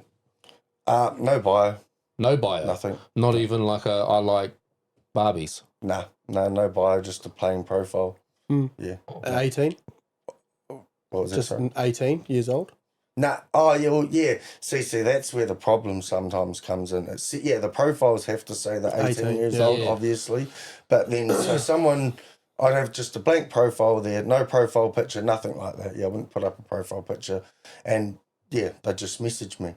Yeah, I like for Tinder they had a profile picture, obviously, because you have to. But Grindr, you didn't have to have a profile picture and stuff at the time. So with Tinder, obviously to match, you have to swipe on them. Yeah. So did you just sit there going yes, yes, yes, yes, yes, yes, as many times in a day as you could? So Yeah, that pretty would much. open or optimize the amount of predators that you can catch. Essentially. Yeah, I think it was like a limit for the day, but yeah, I'd just swipe and then I'd leave it till someone would message me being like, hey, how are you, or something like that, and I'd message back like, hey, I'm good or something, just so you know I'm 12 or I'm 13 or 14. I think, the oldest I said I was, but I tried not to too much, was 15, because that's a bit of a grey area as well. Yeah. Well, not really. In the eyes of the it's law, not, it should just be fine line, like this is underage. Yeah, it is, yeah. But you're still trying to expose this person on social media as being a predator. Yeah, The younger, the more predator nature, I guess, would be attached to that situation, right? Yeah, the more it shows like how much of Extremes. a predator they are and how willing they are to go. Yeah. So you create the Tinder, you create the Grindr, you get the fake profiles set up with photos of yourself and your girlfriend at the time. You're portraying yourselves as a boy and a girl. Yeah. People message these profiles, and that can either be via matching or just finding them based off Grindr not having to match. Yeah. And they're messaging you, starting conversations. During the conversations, you disclose the age. Yeah. Where do the conversations go after there? So not many of them, but some of them. Some people, like, there was a couple of good, like, decent people out there would be like, "You're too young to be on this app. Like, get off. What are you doing on here?" And they'd block me instantly. But normally, most, especially a lot of the ones I caught, as soon as I'd tell them my age and that, they'd be like asking me what I'm up to. They'd ask me for photos of like, my parts or anything like that, or even just body pictures. Like, Sending you photos? Yeah, asking for me for photos. No, but are they sending you like dick pics? You're getting dick pics from old men at this stage? Pretty much after they ask me for a photo, there's like dick pics and that straight after it. Like, they're like, "Here's my photo, where's yours now?" Pretty much, like, that a lot of them were straight into it, like, especially men, like, it was a bad one, like on Grindr and that. There's a lot of sick ones out there, like, and they're real quick just to message you and just keen for anything, like. They just don't even care, a lot of them. So you're seeing like the Grindr platform almost have like more predator definitely kind of nature going on to it. 100%. Yeah, it was way worse than what it was Tinder. Maybe probably caught about 10 people on Tinder. Most of it was Grindr. That app is. Are these all men? These are all men. Like, you don't have any women in the mix. That's what I was going to say. Did you make a men's profile on Tinder for women? Yes, and I did. Then try and then say you're younger again. Yes, I did try and have that going. That was a whole lot different. Girls are a lot more. I'm not trying to be mean to girls or anything, but girls that are trying to do that are a lot more cunning. Like this one chick that I was talking to, it was about maybe 3-4 months of just like, not 3-4 months, sorry, 3-4 weeks of talking to her straight, and no. She wouldn't want to meet me or nothing. Like, she was just too scared. Like, and especially because Palmy Creek catches, because this was a chick up in Taupo, and I'd done most of my catches down here first, and it'd blown up by then, Palmy Creek catches. So she was not only skeptical of the police, of me being the police, she was like, you could also be this creek catcher dude that's going around. Yeah, because everyone knew I was up in Taupo as well at the time, so it's like, What was it? Did you have to remake profiles so that there was still that like hiddenness of it? So that like your profile didn't come out and then everyone was like, I know that. So the pedos couldn't be like, I know that profile now, I'm not going to talk to him. I had to make a new profile probably every 2 days at least, because as soon as I'd catch someone or something like that, they'd message other people on Grindr like, look out for this name of this account or something like that. So I had to make new accounts pretty much every second day, if not every day. True. Is it that easy to make? You don't have to verify or anything? No, just make a Gmail, sign up, good to go. True. That's how bloody easy it is. I know, it's insane. Do you think, I don't see the benefit in this. I was going to say, do you think anybody's baiting you on their end? like trying to, like, you know, you're saying they're now vigilant of the vigilante that you are, right? Yeah. They know the Palmy creep catchers out there. Do you think, like, was their assumption, or like were they alluding to these conversations with you? Like, do you think they were trying to get information out of you to verify whether or not you were real, or like, you know, what are they doing in that space? So what are they doing to realize that they're not talking to the Palmy creep catcher, so that they think they're talking to a kid? How are they, like, you know, verifying that on their end? Or are they not verifying it all and just going straight for it? Yeah, no, I don't even think they're verifying it, really. They're just talking to who would they think is a kid and just straight being like, here's my dick. Yeah, no. I did have a couple of people, maybe like once or twice, ask me, are you the Palmy creep catcher person? Like when they were talking to me. And I just told them, nah, who's that? I don't even know what that is. I'm like 14. Like, yeah, and yeah, they still met up with me, so yeah. I And they found out that you were. Yeah, and then, yeah, they obviously found out straight away I was, because as soon as I'd see them, I'd be pulling out my camera, because there's a few times where I got attacked and stuff, so. Yeah, okay. So I was going to say what happened, like, so how many people did you end up meeting up with in the end, do you know? So altogether, I caught, I think it was 52 or 56, or like that was on video, and only 42 of them got posted. Jeez. I think. Yeah, so was this on YouTube?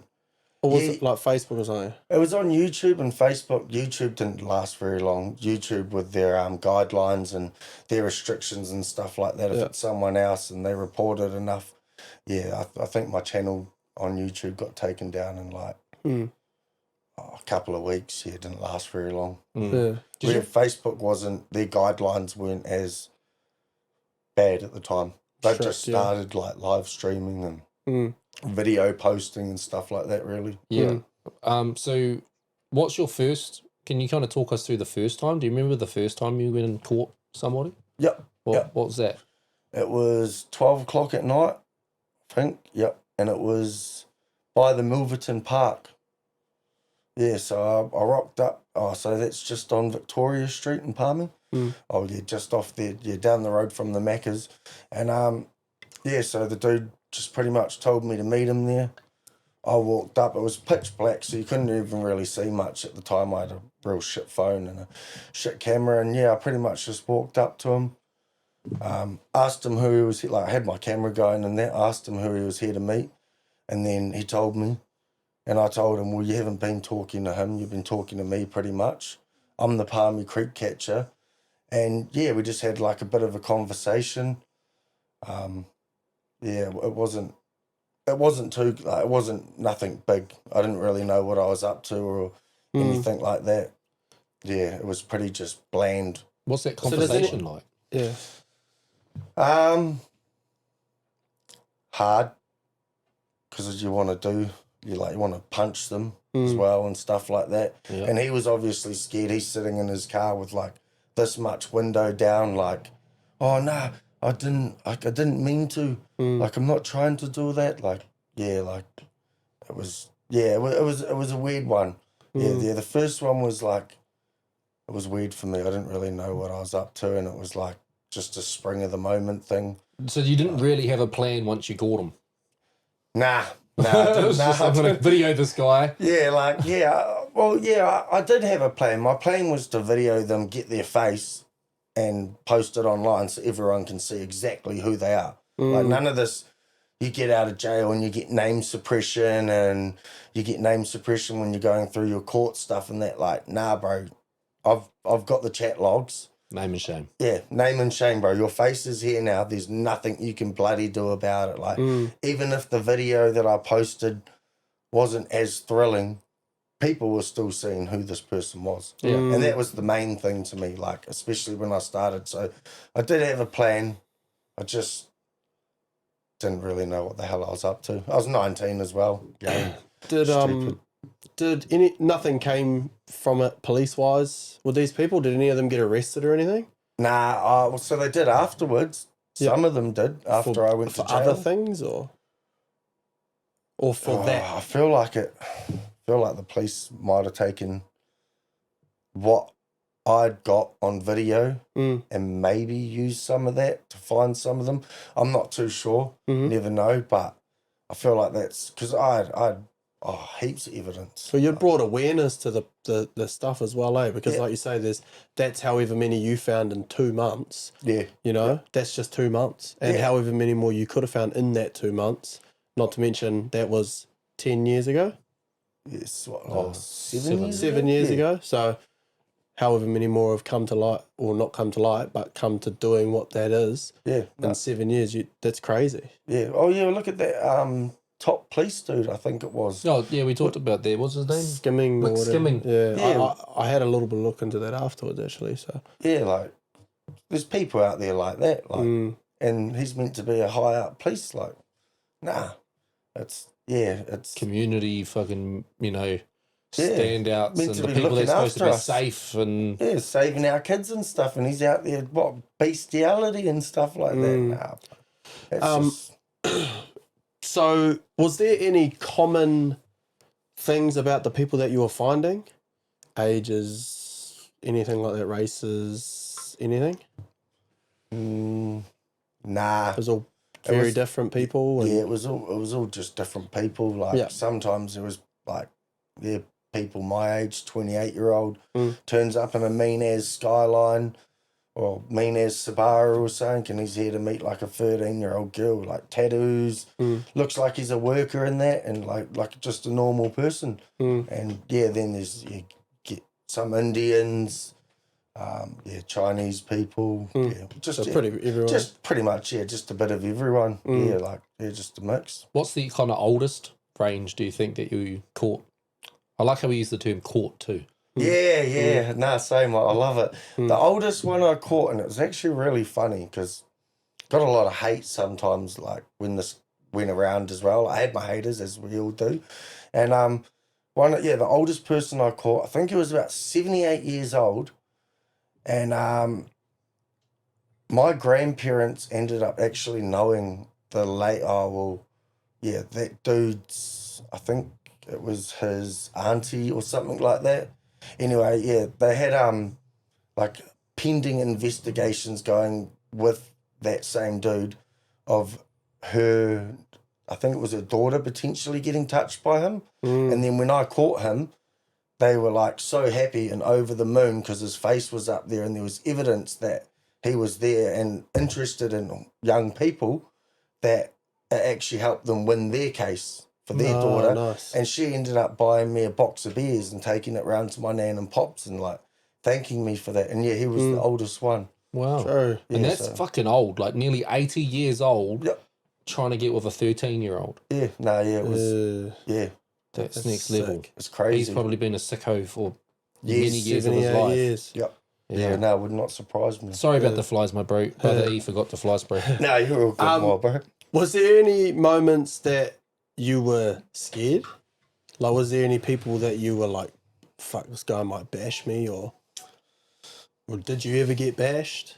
Oh, yeah. No, yep.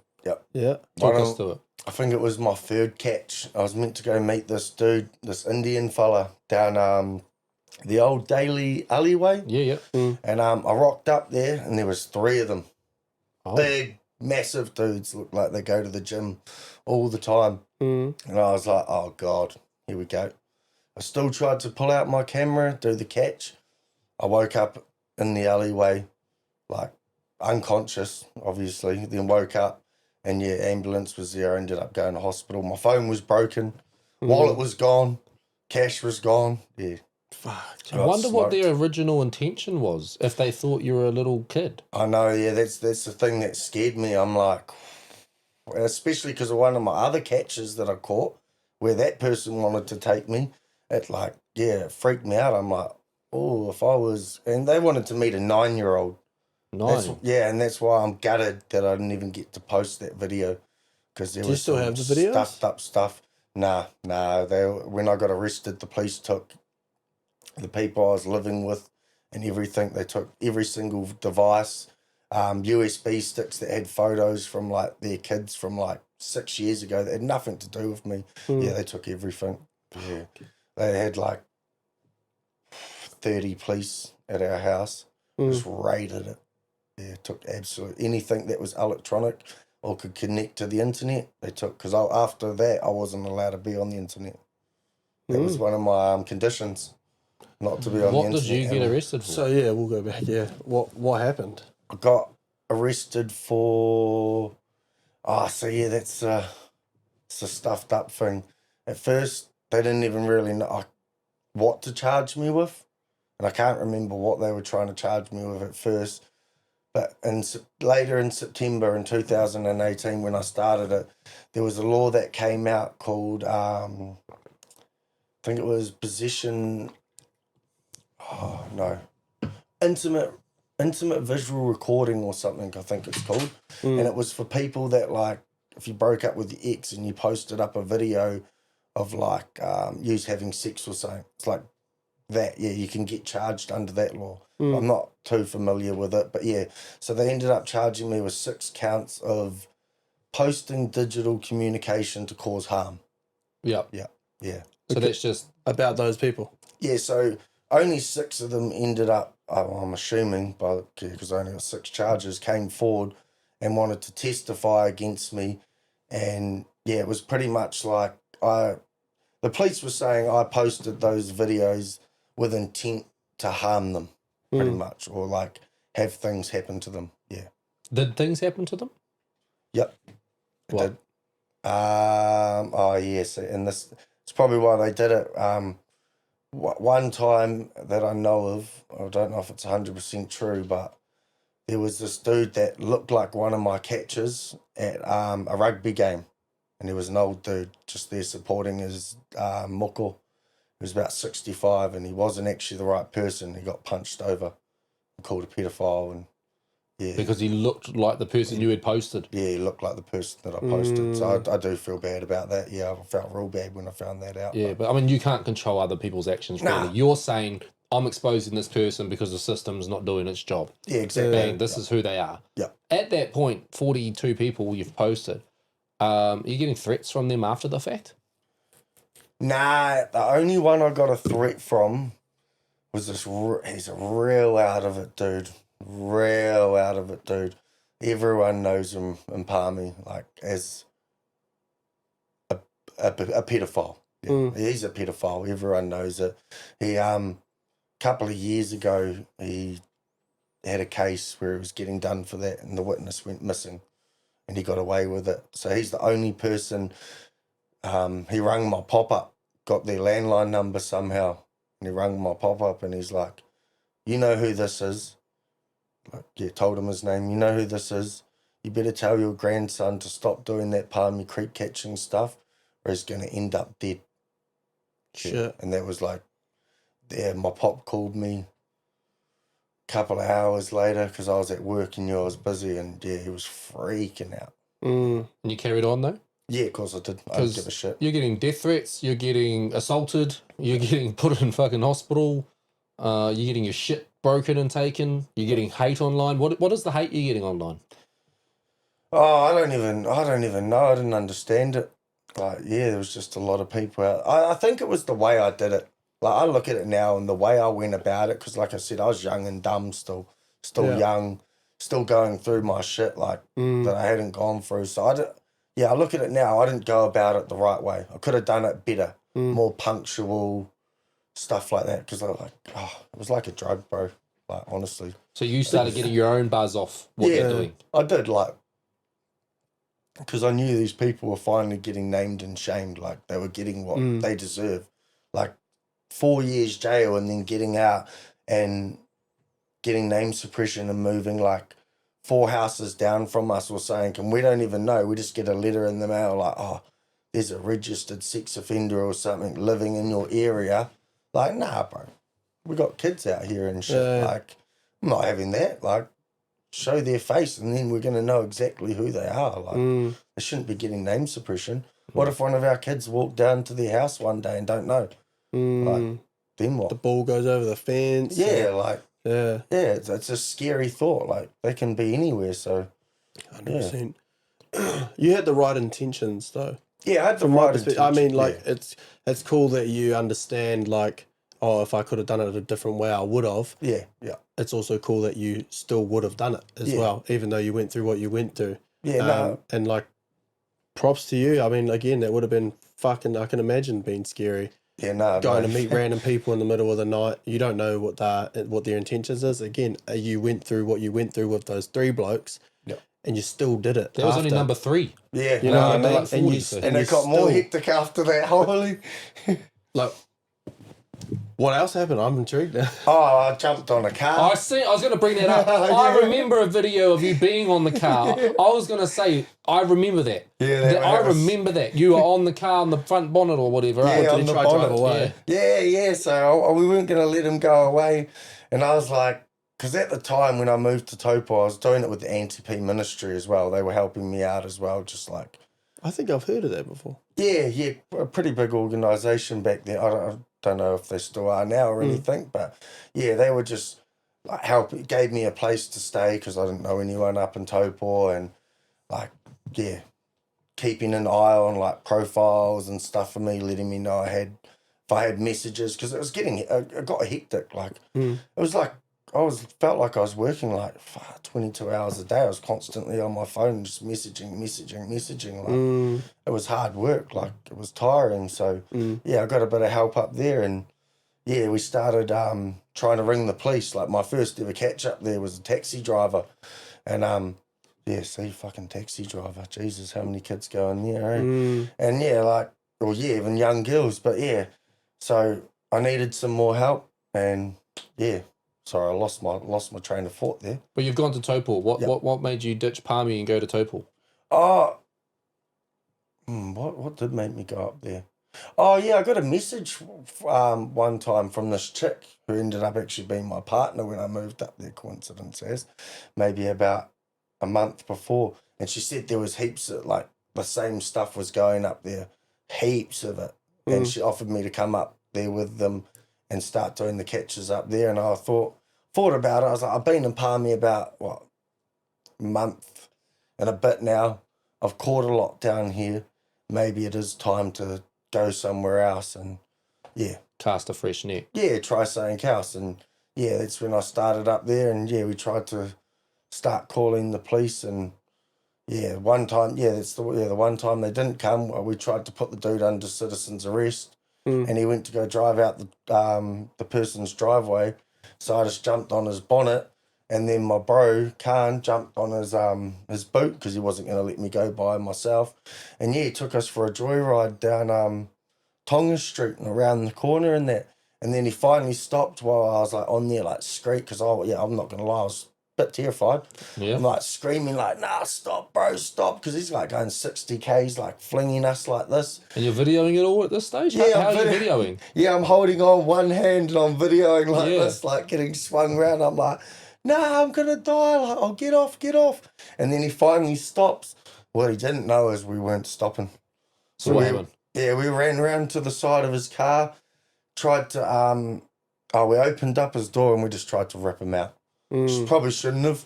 Like, yeah, now that I look at it. Full on assault, eh? Yeah, it is. That's full on assault. But, like the adrenaline rush I'd just gone through as well. Exactly. I didn't even think about that. We're just like, boom, we tried to rip this fella out, but he managed to get his keys in and he drove off and dragged us down the road maybe about 3 meters, 4 meters. Yeah. Yeah, ended up in hospital after that one too. You did? Yeah. From that, what was the injury? Just because I'd had a knee injury previously. I'd snapped my ACL, just done a bit more damage to that, so I had to go get that checked out and just had a couple of grazes and, open cuts and that. Nothing too bad. Yeah, that's some extreme shit though. You're going for a joyride on the front bonnet of a dude that's fleeing the scene. Yeah, no, it was... I've seen the video. I'm no shit. I remember that video and I was going to bring it up. There's another thing that I remember is a dude, and I don't know if this is all factual and this is just me from paying attention to it back then. Yep. And I think the kind of closure of the Palmy Creek catches, essentially, a dude, you confront him, catch him, and from memory, I think this dude's like, I don't even want to describe him in case that's not allowed, but I think you've caught him and then he's killed himself. Yep.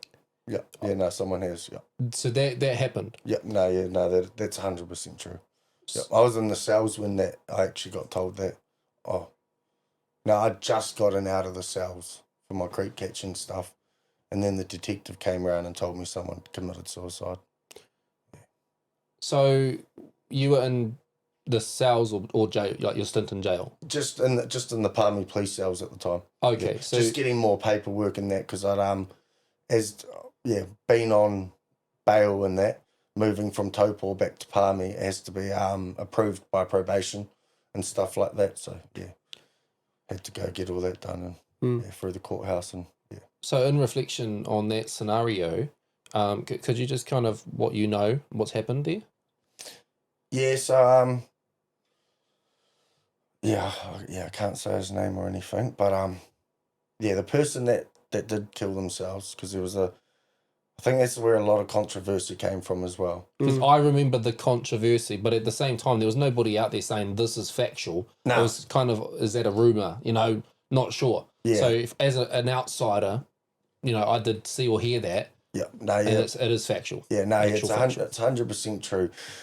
So people thought it was the person that I caught in Taupo in KFC. I don't know if you've seen The ginger here? Yes. Yeah, so that was... The tourist. Yeah, okay. From Germany. Yep. And it wasn't him. No. Because that's what I thought. That's why I was gonna say, like, is there truth in this? I was almost gonna describe him because I remembered that, and I remembered that being the speculation. Yeah, but that's not the case. No, that's not true. So this is gonna get a little bit out the gate here. The person that I caught wasn't even much of a video. I don't know if you'd seen it, but it was outside the courthouse. I can't recall. He was like, I pretty much opened the door, told him I was the Palmy creek catcher, and he drove off so fast, like faster than you can say go. He was out of there.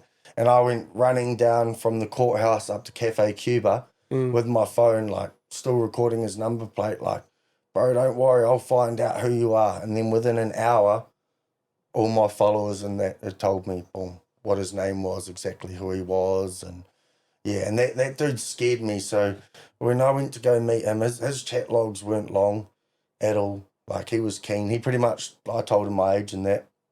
He told me to meet me by the courthouse. He asked me if I had dirty overalls and dirty gumboots. And I said no. And he's like, oh, no, that's all right. I've got a pair for you. And I was like, okay, just like played along with it because, whatever they want. Sexual fantasy shit. Yeah, it must have been. Yeah, and... So, he was going to take me up to the place he was going to take me was the Horowhenua Ranges. Right, and do what? Probably do what he wanted to do with me if I was a kid and dispose of me. That's what I reckon. So he had pretty much said, like, I'm going to pick you up from the courthouse, which is a strange place. It's a little bit of a, But then you go from there, he's saying, I want to take you out into the wop-wops where you're by yourself alone in the fucking... Yeah, I think it was a 3-hour walk to the cabin in the Horowhenua Ranges or a 5-hour walk or something.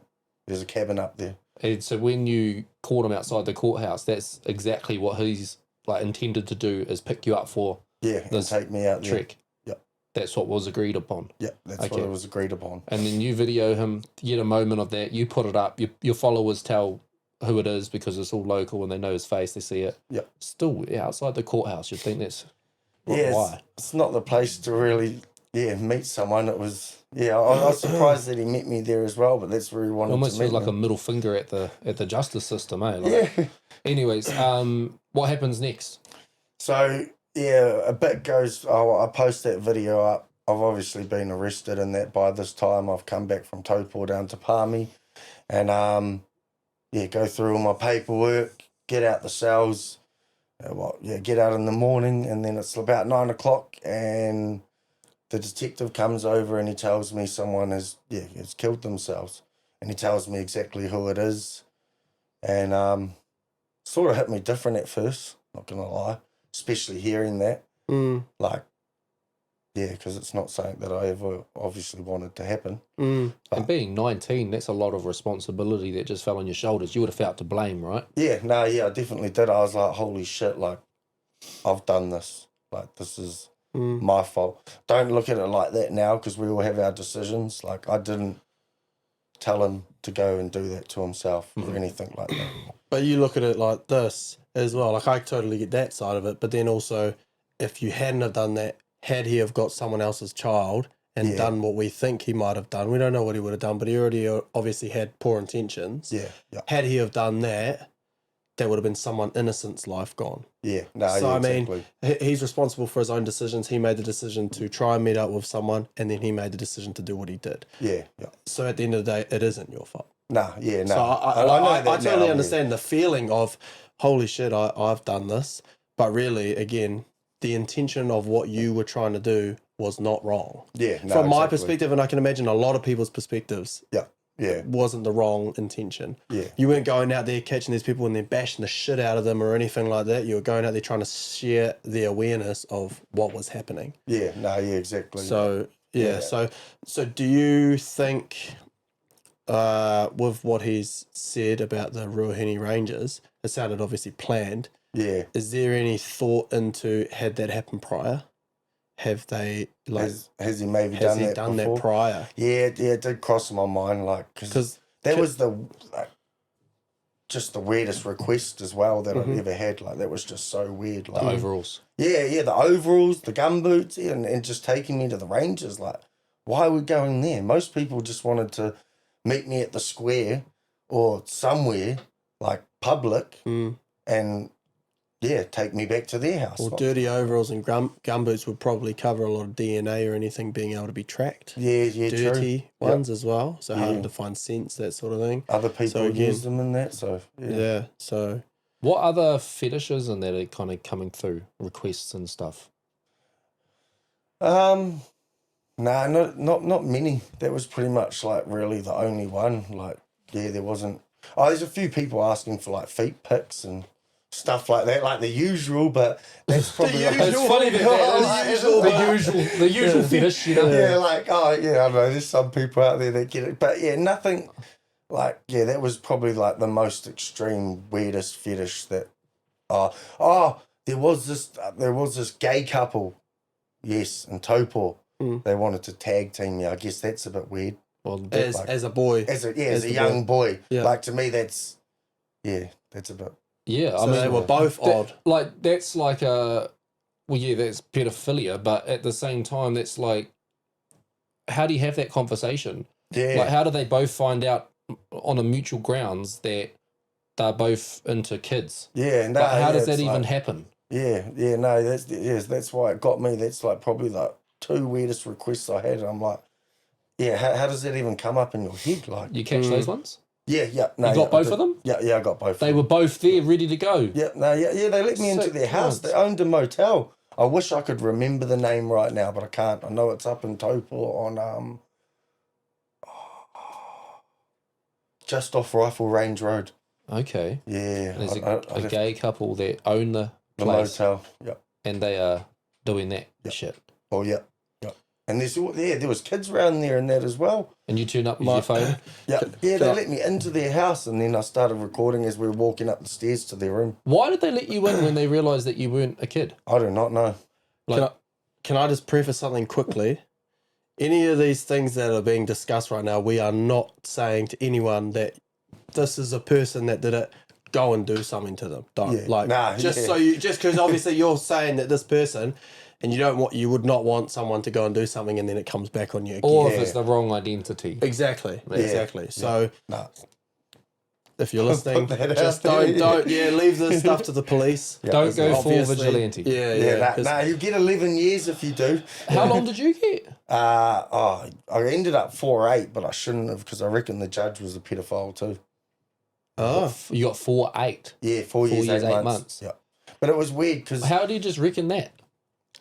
how do I That he reckon was a that? pedophile. Because the Crown prosecutors, the ones that actually wanted to send me to jail, they wanted to start me at 2 years, which is an automatic half.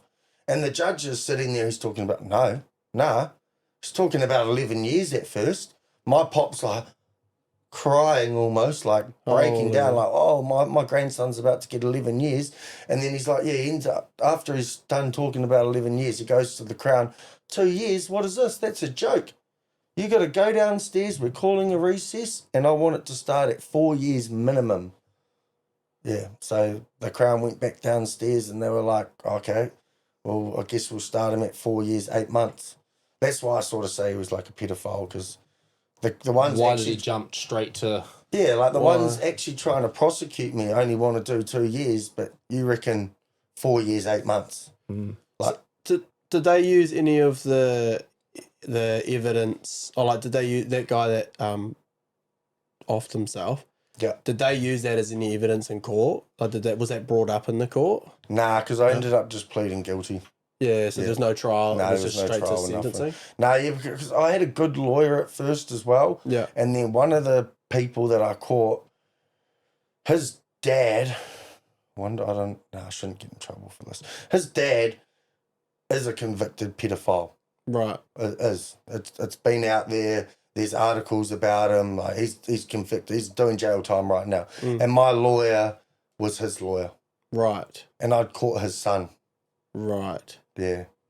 And so because of that, there was a conflict of interest. Ah, okay. Yeah, so my good lawyer that I had went away and I got this lawyer that was just, I just knew he was rubbish. Yeah. Sucks. Yeah, so I just was like, nah, bugger this shit. Like, I had a chance of maybe winning my trial. And then when I got this new lawyer, I was like, bro, you're just useless. Like, I just plead guilty and just took it. I was going to say, did they give you like a plea deal? If you plead guilty, you'll get this? They didn't want to give me jack shit. They wanted to, yeah, the Crown was trying to give me like some justice, some lenience, but nah, the judge was, even the way he was talking, he's like, I'm going to make an example of you. Oh, shit. Yeah, I guess because so no one ever does this again. I was going to say, I guess so the influence that you had, they obviously all knew what was happening and how big it was getting, and they were probably like, oh, well, we'll put it, we'll make an, what is it? Example of you so that nobody else picks this up when you go and starts running another page, essentially. Yeah, no, that's exactly what they've done. So was it publicised, like your sentence, like Palmy creep catchers put behind bars? Like, was that all how it went? Yeah, it was everywhere. Stuff like, even if you look it up now, my name, Connor Bevins, it's all still there. There's like stuff I've read, an article, like Palmy creep catcher, behind bars now, or, caught in a cage, or just, shit like that. Nearly 5 years, that's a long stretch. Like, that's the kind of term or more that the people you're catching should be getting. Yeah, So they're doing this based off digital harm. You get this big smack of a sentence. Yep. What's your thoughts at that court sentence? Not gonna lie, a lot of people thought I was like crying because I had I ended up putting a hoodie over my head. Just because I was sick of the cameras being on me at that point as well, and I'm like, bro, I'm going to jail. Like, I don't even want anyone looking at me. I didn't want to look at my family. Like, it was a hard one, and like, reality hits you, like, especially when the judge is like, boom. That's a long time. Yeah, that's a long time. What am I gonna do? How long did you end up serving? So I was lucky. And this is another reason I thought the judge was a pedo. I ended up appealing my sentence because I didn't think that was right. Yeah. So I ended up doing 7 months in jail because I went in at the beginning of 2019 and my appeal came up in September and I ended up winning it. So I went from 4 years, 8 months to, when the first judge was done, I went from 4 years, 8 months and I got all my discounts. I ended up with, I think it was 2.8. So it wasn't exactly, it was started at 4.8, went down to 2.8, and then I appealed it, and the judge gave me 2 years on the dot, so I did an automatic half. And then is that half inside, or can you get home D or something? I could have got home D, but it was already like halfway through September, and if I stayed in jail because of when my release date was, I was going to get early remission. Right. So, which is where like that, because they don't release over Christmas and stuff like that. So it was easier to do that. If I'd gone home D, I probably would have had to do 6 months because I only had about 3 months jail left. So you do more home D than you do jail. Right. So I just stayed there because I knew, getting Christmas remission, I got out a day before my birthday on the 5th of December. So I only had a month and a half to go. So I just did it. It was a good celebration that day. Yeah, it was. It was been. Got out, had some drinks, got to see my kids. Yeah, it was good. Your kids? Oh, my stepkids at the time. Your stepkids. Yeah, I had 3 stepkids at the time. So you're with a partner that you started all this with. Yep. You're still with her as you get out? Yeah, yeah. And then things obviously have changed since. Yeah, I was with her till we broke up at about 2003, I think. So I was with her for about 5-6 years. Yeah. 23. Yeah, yeah. Yeah. What prison were you in? I first started off in Linton, and then I had to go to Waikeria because one of the I don't call them victims, but yeah, one of the people that I caught, the one that I jumped on the car with, he's another person that charged me. Because I had 2 charges up there, I had to go to Waikeria as well, because it's like the closest place to Taupo to go to Taupo for court. And then I got moved back to Linton, and then towards the end of my lag, I ended up, I don't even know what I did, but I ended up signing over to segregation, and I went to Rangipo, Tongariro, which is just like 45 minutes out of Taupo. Right. Yeah, and I did that because my stepkids were then coming to see me every Saturday and Sunday for visits, and it just made my time fly. Yeah. But I had to sign some paperwork when I went into that prison because 90% of it was who I caught were pedophiles. Right. So I had to go, because when I first went in there, I was going around taking off their photos like, yeah, bro, I'm gonna put your name out when I'm out of jail, like being a dickhead. But yeah, I got in trouble for that. So I got So you were saying this to people in the prison? Yeah, going full Palmy creep catches on the pedophiles in prison. Yeah, I was like, yeah, because we all had photos on like our windows out in the camps there because they're like lower security. And yeah, I was taking all the pedophiles photos, and I'm like, when I get out of jail, bro, I'm gonna post you up online, eh? Yeah. But yeah, obviously didn't because I would have got in trouble. Yeah. What was it like in prison for you? Oh, for me, it was all good. It's just because of what I was in for. Yeah. Like I didn't have no problems or nothing like that. Yeah. Just the usual workout every day. Yeah, like that's compulsory. But yeah, no, it was.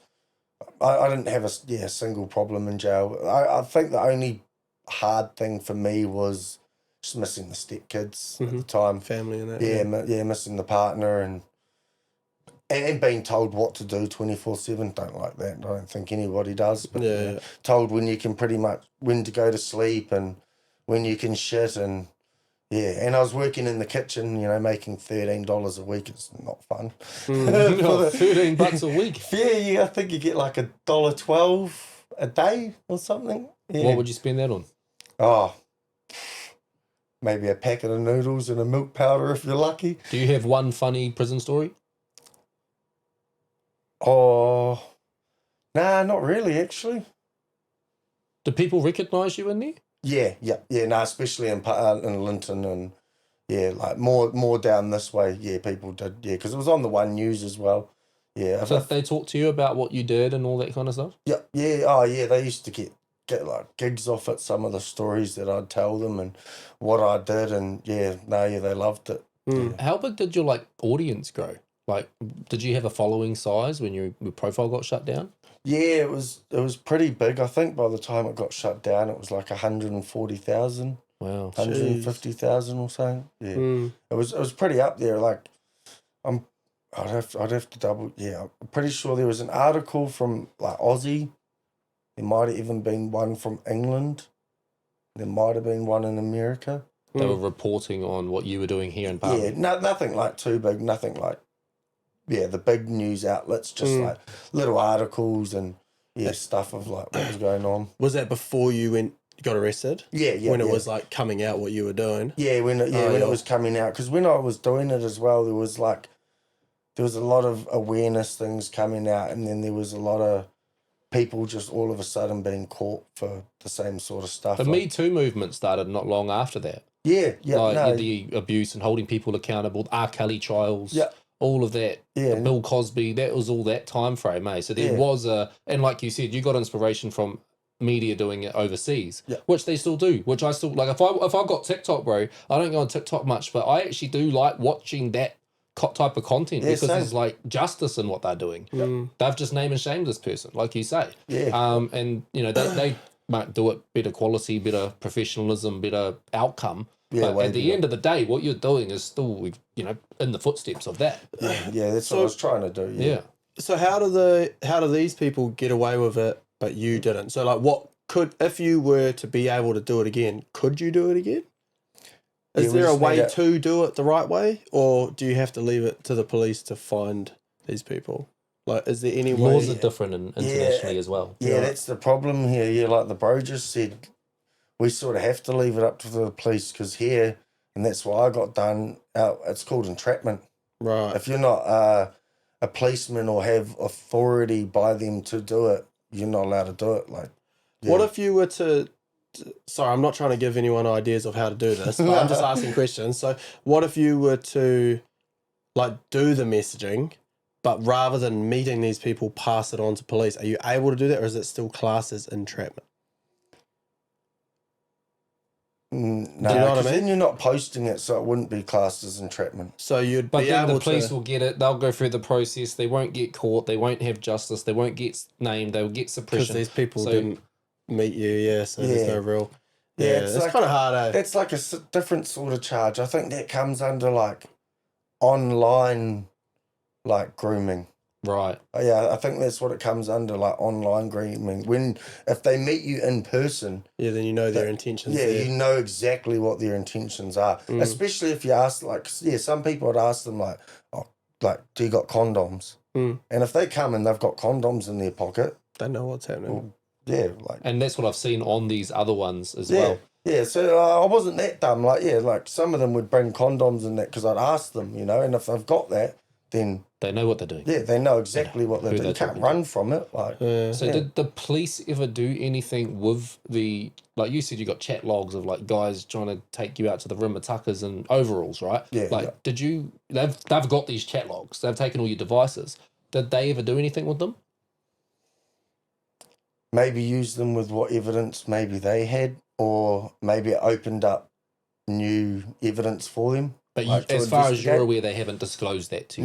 No, I don't think they ever would. No, yeah, no. As far as I know, they took all my evidence, and as far as I know, it's been thrown in the bin. But I bloody hope not, because if they actually looked into the evidence that is there, like they'd probably open up a big bloody wormhole. Yeah, I'm going to take it back to, you know how you said about, do we just leave it to the police? There's, and I don't know like the whole scenario, but there was talkings of the Mount Maunganui landslide and somebody getting buried by the slip and somebody trying to help, trying to whatever dig and scrummage through, and probably debris and other stuff still happening. But apparently police instructed the citizens to stop digging, to stop trying, because that was Dangerous for them. It was actually unlawful. It's against the law. Like I think somebody like got arrested, or like I think I don't know if that's like extremes or escalating it, but I seen something, and it was something down the lines of all of that, which is wrong.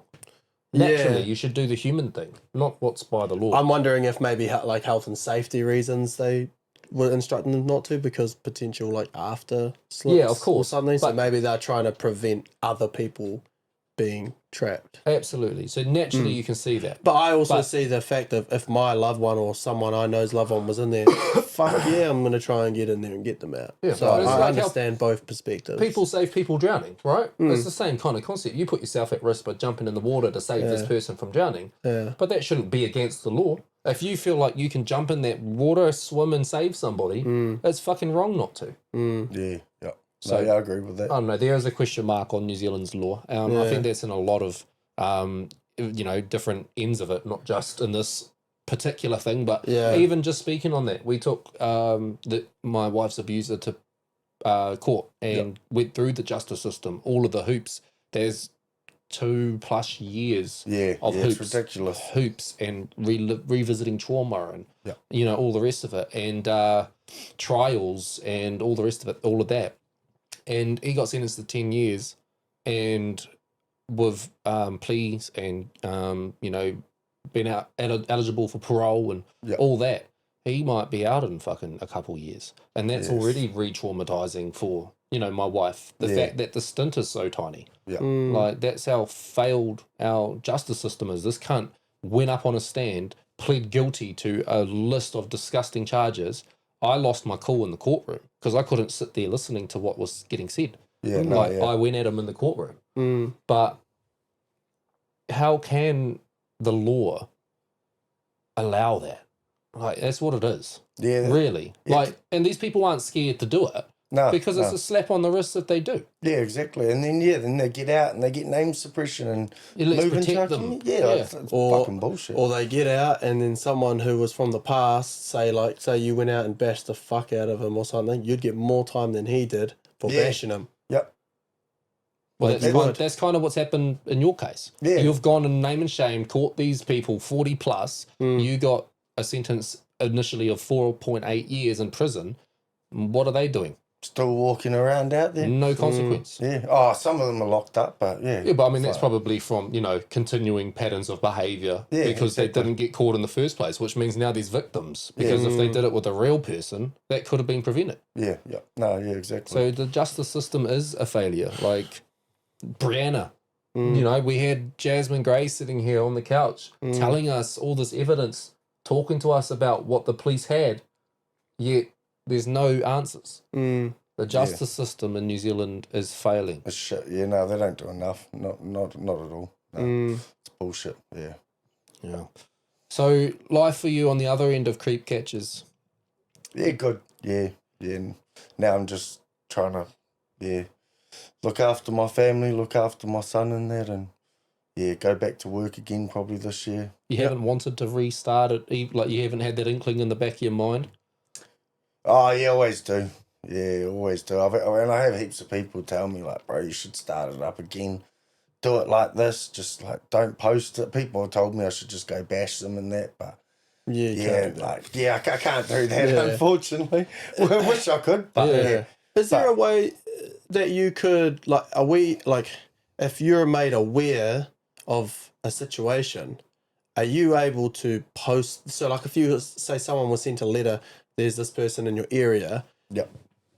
I wonder if you could create a page that these people that are getting sent these letters can send them into you and you can post them up on this big platform so people are aware that it's in this area. So if someone misses the letter or something, everyone's aware that in this area there is a known sex offender. There is a registered sex offenders list where I think you can just access that information online. But people might not go and access it. But if there's a Facebook page where a post pops up, yeah, true. That's how people are consuming things. That's not a bad idea. I don't know. Just somewhere where people can forum it to you, so they can send it in. Yeah, and you can essentially a group, a page, or whatever, so that you can help spread awareness. It can be all over New Zealand. People can send it in, and you know what I mean. That's not a bad idea. Especially for people we're parents. I got young, returns. Yeah. I got young kids, so I'd love to be on that page because you never know. My oldest is getting to the age where she wants to go around to her friend's house that's down the road.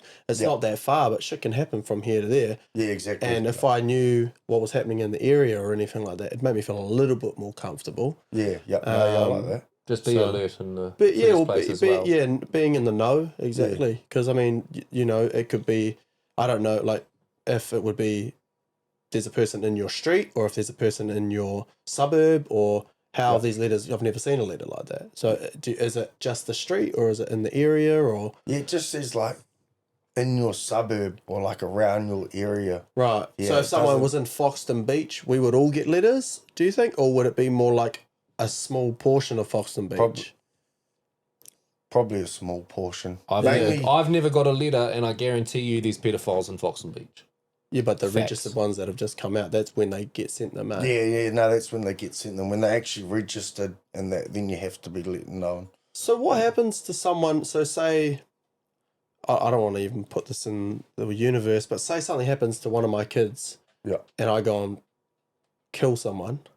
Do you get any time off for that? No. Or do you just get a full sentence, even though something's happened to your child? Nah, there's no you get sympathy for what's going on. Mitigating factors, as they call it, which is because someone did something to your kid, it enraged you, but you might only get a little bit of time off. I'm not trying to put out there to do that. I'm just asking as a question because it's almost like a form of self-defense. You're protecting your child. So I'm just thinking it's like the same thing with if someone came into your house and you bashed them, you can get done for bashing them.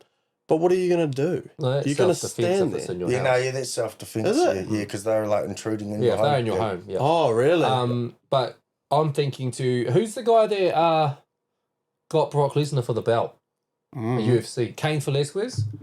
He's in prison right now because some guy did something to his daughter and he went and shot him.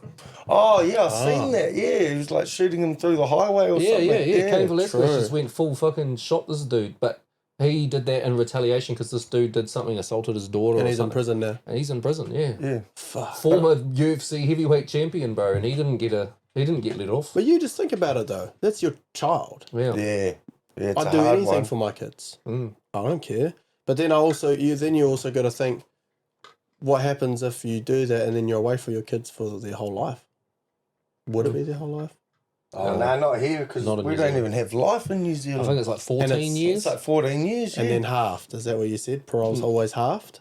yeah, Parole if if you you're got- eligible. Parole? Yeah, if you're eligible. Well, yeah. I mean, like, so the max is, what'd you say? 14 years. 14. Life. But is that always come with the potential for a half? Is that when your first parole comes up? Or can they say 14 years with no eligibility? Can they do yeah, that? they can Yep, do that. yeah, they can do that. So you 14 can years, serve no a full parole. 14 years. Yeah. And what would you have to do to get that? Someone recently got it. He got 17 years for that shooting that happened a bit ago. In Palmerston North, Yeah. uh, It was my fiance's niece that got shot. there's oh really? Yeah, Oh, the girl that got shot. Oh really? Hold on. Not Rob's daughter? Yes, yeah, Rob's yeah, daughter. The road, yeah. Oh, true. Yeah, that dude that got sentenced, he got 17 years, no parole. Wow. Like minimum no parole, yeah. Because Rob. he performed on the From the show? Statement Showcase, yeah. Oh. Yeah, and he's somebody that I've talked about bringing through onto the podcast as well to help tell his story. I remember that song that he did. Yeah, that was about that. So that was your Holy. fiance's niece. Yeah, yeah. So your fiance's niece is she Rob's sister or?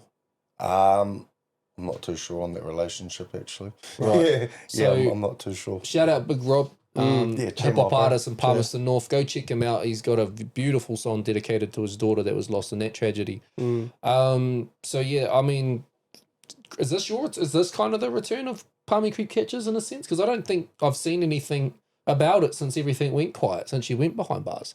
Yeah, no, I've just kept quiet and sort of just been like living my life and that. Yeah, trying to stay out of trouble. Do you and still that. get recognised? Yeah, no, I still get I recognised. definitely and that, remember you being smaller, skinnier, less hairy. Yeah. Like I remember that in the videos. Yeah, no, I look way different now. That's for sure. Yeah, True. Yeah, no. Yeah, no, I still get recognised and yeah, it's good and it could be like a little return. Did you like kind of feel famous? Nah, I never wanted to let that get to my head or nothing. I didn't really care about that. Doing Didn't it. even really like. I never even looked at the comments that like people were sending me. The only times I barely ever seen it was when I finally moved to Taupo and I had like the anti-P ministry helping me. They'd be like, "Oh, someone's commented this, rah," and they'd reply for me. People think it was me replying to them, bro. I didn't have the time. Yeah. Like I'm too busy catching pedophiles, bro. I don't got like time to reply to you and have arguments on Facebook. So you had If like other- moderators. Yeah, I had moderators doing it for me, and like, yeah, it was under my name, Yeah. but it wasn't me. I made them admins of my accounts. They had my all my Facebook page that was like my Palmy Creek Catcher one, and Did they get charged as well in any capacity? Nah. It was all just me. And that relationship still there for yourself and them, or was that kind of dissipated? Just disappeared Ran over its the course. times, really. Yeah, just all gone our separate ways, sort of, and yeah. All got family in that now, really. So Yeah. just trying to stay with that and yeah, working and In reflection, what's one thing you would do differently if you were to go back and change it? What would you do different? probably just the way I did it, eh? Yeah, just try and do it a bit more formal. There was a lot of just yelling at them, eh? Yeah, I was just like, "Oh yeah, you're done, bud." Like, I'd Yeah, be you're like, done, bud. Yeah, Fuck. Yeah, I remember that. The slogan, you did that every time. Yeah, I but did it you every actually time. got that off the other ones, eh? Yeah, Yeah, I because got I that off seen, the other yeah. Yeah. I remember now. When you said that, bro, that just clicked in my head. All of the videos and that. You're done, bud. Yeah, I'd always be like, "Yeah, you're done, bud." At first, I was saying like, "This is my job." I don't even know why I'd say that. I just, Yeah, but yeah, it was just a lot of yelling, chasing them, like just yelling, this person's a pedophile, he's here to meet a 13-year-old. And yeah, a couple of them ran into the police station. Yeah, that was weird. Yeah. Yeah, they ran into the Hey, police help me! I station. tried to have sex with a kid. It kind of is your job if you think about it. Though. You're like a sole trader. Yeah, well, yeah, You're a there's vigilante. Your sole trader name is the Palmy creep catcher. Yeah, I've thought about like doing t-shirts and stuff like You're that. done, 'cause bud. That would probably That's kick back correct. up. It would, yeah, like Palmy creep catchers. I don't know, punch your local pedophiles or something. I don't know. Yeah. Don't say punch them, and then you'll get in more trouble. Up here. It'd be good. Yeah. That's Yeah, I've correct. thought about doing something like that. It's just, yeah, since I've had the kids and that, just been doing a bit of different. And I've started my own little thing with my son. Like I hard out into Pokemon collecting again. Nice. So I do like I've got a bit of a Facebook page. I haven't posted in a bit where I'll do like rips. Like he can't rip yet, but I'll rip his cards for him that I'll buy him, or and just like show that. Got my nan and pop to rip some the other day, and which is different for them, and just do a couple of little things like that. Do a little bit of streaming on YouTube and that, just playing the game and that. What game? COD. Oh, yeah. Which one? At the moment 7. Yeah, because I'm real good when it comes to like Easter eggs and that. I'll watch a video once or twice. I remember the whole zombie Easter egg. Oh, you like the zombie. I haven't done any of those Easter eggs since like Black Ops 1. Oh, When it was like you good going into days. like the jungles down the water slides Yeah. and stuff like that. Yeah. I love Black Ops 1. Yeah, same. You emailing us beforehand. Is it DF Carnage? Yeah, Is yeah, that- yeah. Is that your gamer tag? Yeah, yeah. 'Cause I've had I've it for 10 seen that years. name before. Have you? Genuinely on COD. Oh, yeah. I've seen that name before multiple times. Do you play too. ranked? I used to. I used that's to- I used weird. to play Yeah. Hundy too. Yeah, I play hard out ranked too. So there we was. were CK. If you've ever seen CK. Oh, yeah, I've seen CK. Yeah, bro, that was my clan. Oh, Man, I what? started that with the bro. Oh, that's buzzy. Bro, that was yeah. Blackout all day, Blackout. That was Yeah. Warzone. Yep, yep. In multiplayer, we were always jamming. CK was Clutch Kings. Yeah, bro, that's trippy. Yeah, I think you're CK too, aren't you? I was, but back then I was Dizzy. So Dizzy fame. There was like a few of us, but I was never that good. Angus and Ray were like the top Oh, yeah. boys. They played heaps. Yeah. 'cause Non-stop. It's Me and fame. Ricky and that started CK, bro. Yeah, fuck, that's buzzy. You've seen us on there? Yeah, no, yeah, I have. I've seen heaps of CKs. Yeah, bro, that's us. Shout out CK Ruddy, CK Kings, CK Star, CK FaZe, CK Bubbles. See Bubbles. Oh, yeah, a few of them. Yeah, bro, we had a whole, and we were like, and we still are. We got a group chat. We still touch base sometimes, but like Blackout days, like Black Ops 4, it was all in. Yeah. For me, Blackout, I was just playing that all the time, bro. Like I had like nearly 200 dubs. Oh, like shit, between nice. solo, quads, and duos. But for the most part, it was duos and quads. But I think I had like 10 solos. But yeah, bro, I used to love COD. Now I just don't have time. Yeah, no, yeah. It's hard to get the time to jump on there. Yeah, I don't even have the time anymore, especially with son and that. Just got to spend those three first years are the most valuable, especially as well. Like, yeah, so. You get your time when everyone's asleep. That's what I try to do, sneak in and have a jam. Yeah, I've that's been playing Skyrim lately. Oh yeah. Yeah, Oh, that's I never finished the main quest line ever. Like in my days, I never finished the main quest line. Yeah. So I went back and I was like, I'm gonna clock this finally, just so I mission accomplished it before the next one comes out. They're giving me like 15 years to clock it. So, and I've clocked like Oblivion. I did all the Oh, man, yeah. all the guilds and on that first one. So Skyrim, I've been jamming there. But the thing is, bro, it's just non-stop side quests. I feel like I'm not making any progress. Like I've got like a whole list of quests I've done, but I've still got like a list that's bigger that I still have to do. Because you go and do a quest and you get 4 more. Yeah, you And just it's can't just keep you up can't with them. stop. Yeah. Fucking you can't get to an end game. Yeah, no. But I'm level 100 blacksmith now and like 100 archery. Like I've been grinding on it. Sounds I like went back to an old save though, in all Oh, fairness. Yeah. No, yeah, I've been playing a bit of Elden Ring as well recently. Oh yeah, I've never played that. Oh, good game. I'm looking forward game. to the new Resident Evil. Oh, yes. Yeah. I'm a big fan of the Resident Evil game series. I clock all of those. So the new one comes out next month. Oh, this month, February. Yeah, I was gonna get that for my birthday. On the 14th, isn't it? Nah, the 20th, I think it is, or okay. 19th or something. Because my birthday's the 14th. It's like the week after. Oh, yeah, And then there's a few other games that I've got my eyes on. One's called Ill, which is a new zombie game. I think that will be on. It looks really good on the trailers in that. And one other one was the Silent Hill Oh, Hill. yeah, that looks good. Yeah, I like those. I love ones. horror games in that, so jump in and just delve into it. Like last Resident Evil, we had like pizza nights and just takeaways and just in bed through the winter, and I'm clocking the storyline of number 8. And wifey's just watching me for 2 days playing the campaign like it's a series. Yeah, that's cool. That was cool, and I'm looking forward to doing that all over again.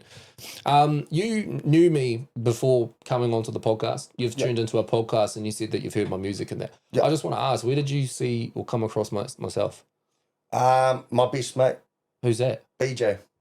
Oh yeah, Larson. Yep. Oh yeah, true. Yeah. I used to work with him. Yeah, no, he's telling me. Yeah, I used to be out on the piggery, eh? Yeah, bro. Yeah. So yeah. BJ is Christopher, who's my mate that ripped his balls open on the flagpole. Yeah, oh, yeah. That's his older brother. Oh, true. Yeah, that's a small world. See, I feel like I know, like I said when you came in here, I think I know Connor Bevins, the name, outside of all of this. Yeah, no, you probably... And another means. And there's a lot of people that we've mutually connected to. Yeah. And we've obviously played Xbox together, probably. Yeah. So, it's a small world. It's a small world, all right, my bro. Yeah. And apparently there's a lot of pedophiles in it. So thank you for doing your part to expose some of them, my bro. No, you're all right, my bro. Did you have any other questions, Brother E? I was just going to say, like, if you... Because obviously with what you've done, there could have been potential influences for other people to do that sort of. Have you got anything that you'd like to say to people in regards to that, or any advice for people, parents, that sort of thing in regards to it? Yeah, just keep an eye on what your kids are on, if you can, especially when they get to like 13 and stuff like that, because you don't know what's going on. Oh, and another thing, I do want to stay off Roblox. Oh, yeah? Holy moly, have you seen the controversy on that lately? No. That's where all the pedos are. I don't even know Roblox. Oh, yeah. No, yeah, I don't, only because of kids, but yeah, that's... My uncle's son plays Roblox, eh? Oh, yeah, no, that's bad. What are pedos doing on that? Like, how, what? Because anyone can create a game on that. And so, like, yeah, people are going on and, like, little kids' games and stuff, and, yeah, just talking to them, asking them for their addresses and stuff like that. Like, just even some of the games on there are, like, they feel like they're pointed towards that sort of stuff. Like, kid abuse and, yeah, it's something you have to sort of, if you look it up, like, the stuff that's going on with Roblox at the moment, it's pretty bad. I feel like an egg now because I bought my uncle's son a Roblox card for his birthday. Now I'm going to be like, I'm going to go and break it in half. Yeah, hopefully he uses it good. But yeah, no, it is like, yeah, if you look it up, like, I'm pretty sure the CEO of Roblox at the time was getting heaps of like controversy about it and being told like, you need to do something. And he pretty much just said, I don't give a shit. Like, who cares? He's making heaps of money. Yeah, because he's making heaps of money, right? He's loaded. He's cracking it, so he didn't give a shit. But keep off that shit, and just look out for what your kids are on. If the pedophiles are invading the schools and disguising themselves and being a predator in that work environment, it's not far-fetched to think they're using kids' games when they're literally in physical form in schools doing it, Yeah. So that is quite disgusting when you think about it. Yeah, and kids all over are playing Roblox. Like, they play it at school sometimes, like, if they're allowed on the tablets and that, and it's like, you don't know what they're up to. Especially if they're at a school tablet, how are you going to see what they're doing? Like, yeah, it's pretty scary, yeah. Any questions from you, Cuzzy DJ TJ? I did have two, but obviously Dilz answered my first question. Second question is, have you seen the recent New Zealand predator catcher guy? Yeah, I have. Yeah. Good on him. Because he's came to Palmy. Oh, has he? Yep, he came to Palmy for one of them.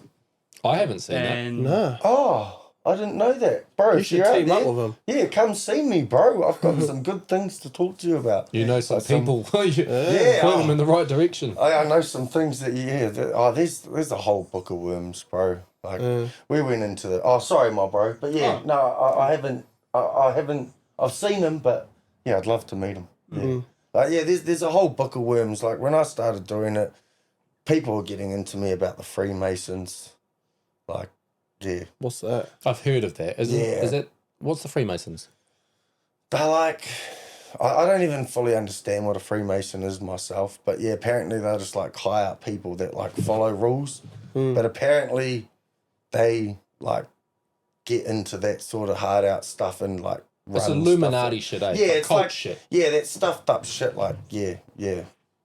But that shit exists, I think. I feel like it does. Like the people that were talking to me about it, like I don't get into it too much, but yeah, it seemed buzzy, the stories that they were telling me. Yeah, I feel like that's for P. sure. Diddy is Illuminati confirmed. Oh, yeah.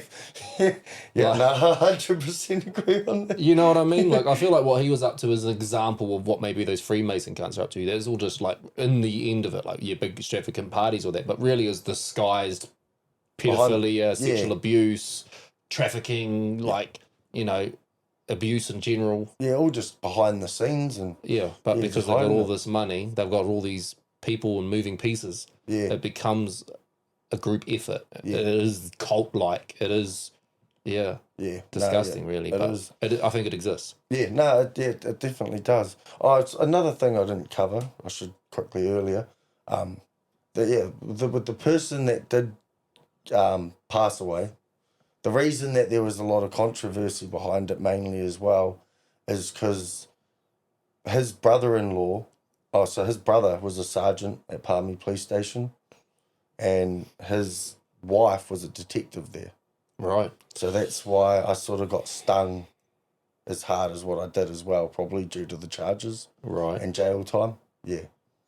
And yeah, I mean that's quite close to home in that situation. So that's maybe what's led to him doing that. Yeah, and going to like the supermarkets and that, like, yeah, people were making fun of him, but yeah, maybe that he didn't want them to find out, and I'm not too sure, but I think that's why I got charged a bit more as well. Yeah. Like, yeah. Okay. Why did people think that the Taupo Taurus? Because obviously I've thought that myself. Why do people connect that situation to the case, and what's the confusion there? I don't know. I think it has to do with maybe with what I just said, because of I don't know. Was he the last catch? Nah. That's the weird thing. He was like in the middle. Oh, But so my last catch before that's probably why my last catch before I got arrested was the person in Taupo. right. So maybe people thought, oh, that person killed himself, now he's been arrested. Yeah, so because he was the last one you uploaded. Yeah, so People are naturally assuming that's the person. Yeah, And the person that has topped themselves was somewhere in the middle. yeah, he was somewhere in the middle. So he didn't do it immediately. He's done it He did it later on. Yeah, he did it 2 months after. So when I was in jail, I got the coroner's report for it, and it was maybe about 2-3 months afterwards that after I'd caught him that he'd killed himself. So everyone online probably this whole time has thought that What I thought. that was Yeah. that person. Yeah, no, everyone would have thought that it was the person in Taupo, but no, that was not the case at all. I'm glad you clarified that. Yeah, no, you're saying because I think that's another reason I got a lot of haters, because they were like, well, this person's from a whole different country. He's now just killed himself and like his family and stuff like that. But He was quite like nerdy in that in the video. Eh? Yeah. Well, he was rubbing his bloody parts on the side of the table, and I don't know if you remember that. You could don't sort of remember see that it, part. but Huh? Yeah, What, it's when, like- and he already knew that you were... I was just like talking to him, and maybe he was just, I don't know, he was just like antsy or something, or like scared, but he was like rubbing up against the table. It was weird. Yeah, it was a weird one. Did anybody have you ever seen your videos recirculating? Did people ever download them, screenshot them, and like repost them? Nah, I don't think you're allowed to. Yeah, I'm pretty sure if anyone posted them, they got in trouble too. I think that's why I'm the only one that got charged, because I'm the only one that actually posted them. Yeah. And I admitted that. That's why the people that were working with me didn't get charged. Because the charge was for posting Yeah, it was- videos, not doing the stuff prior. Yeah, no, it was nothing that I actually did. Yeah, they charged me for posting digital communication to cause harm. So, because I'm the one that posted it, they can't charge other people for that. It's kind of like the mosque shooting, though. People got charged for Sharing it. Yeah, Yeah. I remember that. So that's probably the same kind of maybe act. Same Yeah, concept, well, because especially when I got arrested, and one of my charges, like I said, I wasn't allowed on the internet, so if people were posting up photos of it as well and videos, they would have thought it was me. So that's another scary one. But yeah, no, nothing got posted. Oh, like there was like a meme page that was put up about me, and like they recirculated different stuff, but that stopped after I got caught pretty much. Yeah. So it was quite a short-lived stint. Yeah. But it was a moment in history. I remember it. I'm glad you've come here, shared your story. No, thank you, Mike. Clarified, told some truths, hopefully raised some awareness. Yep. There's definitely stigma attached to a lot of the conversation we've had, so that's what we're about, breaking those stigmas. Yep. I've enjoyed our conversation, bro. Is there any questions you have for us? No, I would like to say though, thank you for everything, okay? It's mean. No, you've made everything nice and easy and comfortable. And, yeah. Cool, bro. I Well, like that. kind of segues into my final question is, what do you think of making a statement? Oh, I love it, bro. Yeah, no, what you're doing is amazing. Yeah, so many, especially last week's episode, bro. I watched that. Me and my fiance were sitting there watching it, and she's been following the story for ages, my fiance. And yeah, it just brought a tear to both of our eyes, bro, because it's like you're putting the real truth out there, and it's good. Everything that you talk about is, straight. Uncensored, unscripted, unedited, unfiltered. Yeah. We stand on that. Stuff we never get to hear or probably see, so that's cool. I love it. Appreciate it, bro. Thank you for opening up, sharing your truths, and just revisiting Palmy creep catches, moment in history. No, thank you. Even having to revisit the things that you went through as a child as well. I can imagine that wasn't that easy. So it never is. Being as open as you were as well. Well, thank you, bro. In appreciation, we do a reflection of what we're grateful for the week that's been. That's how we end our episodes. Yep. So, what would you say you're grateful for in the week that's been? I'm grateful for my son, grateful for my grandparents as well. They've done a lot for me over the last week, just helping me out. Shout out to your grandparents. Thank you, my bro. Yeah, it's pretty much it. Yeah. Cool. Cuzzy DJ TJ, what are you grateful for? I'm grateful for cold air because I'm sweating my ass off right now. Great, actually. Facts. Mainly, I'm grateful for my partner because I know she's at home cooking me dinner because I get hangry. I gave you a couple bars. You should be grateful for me.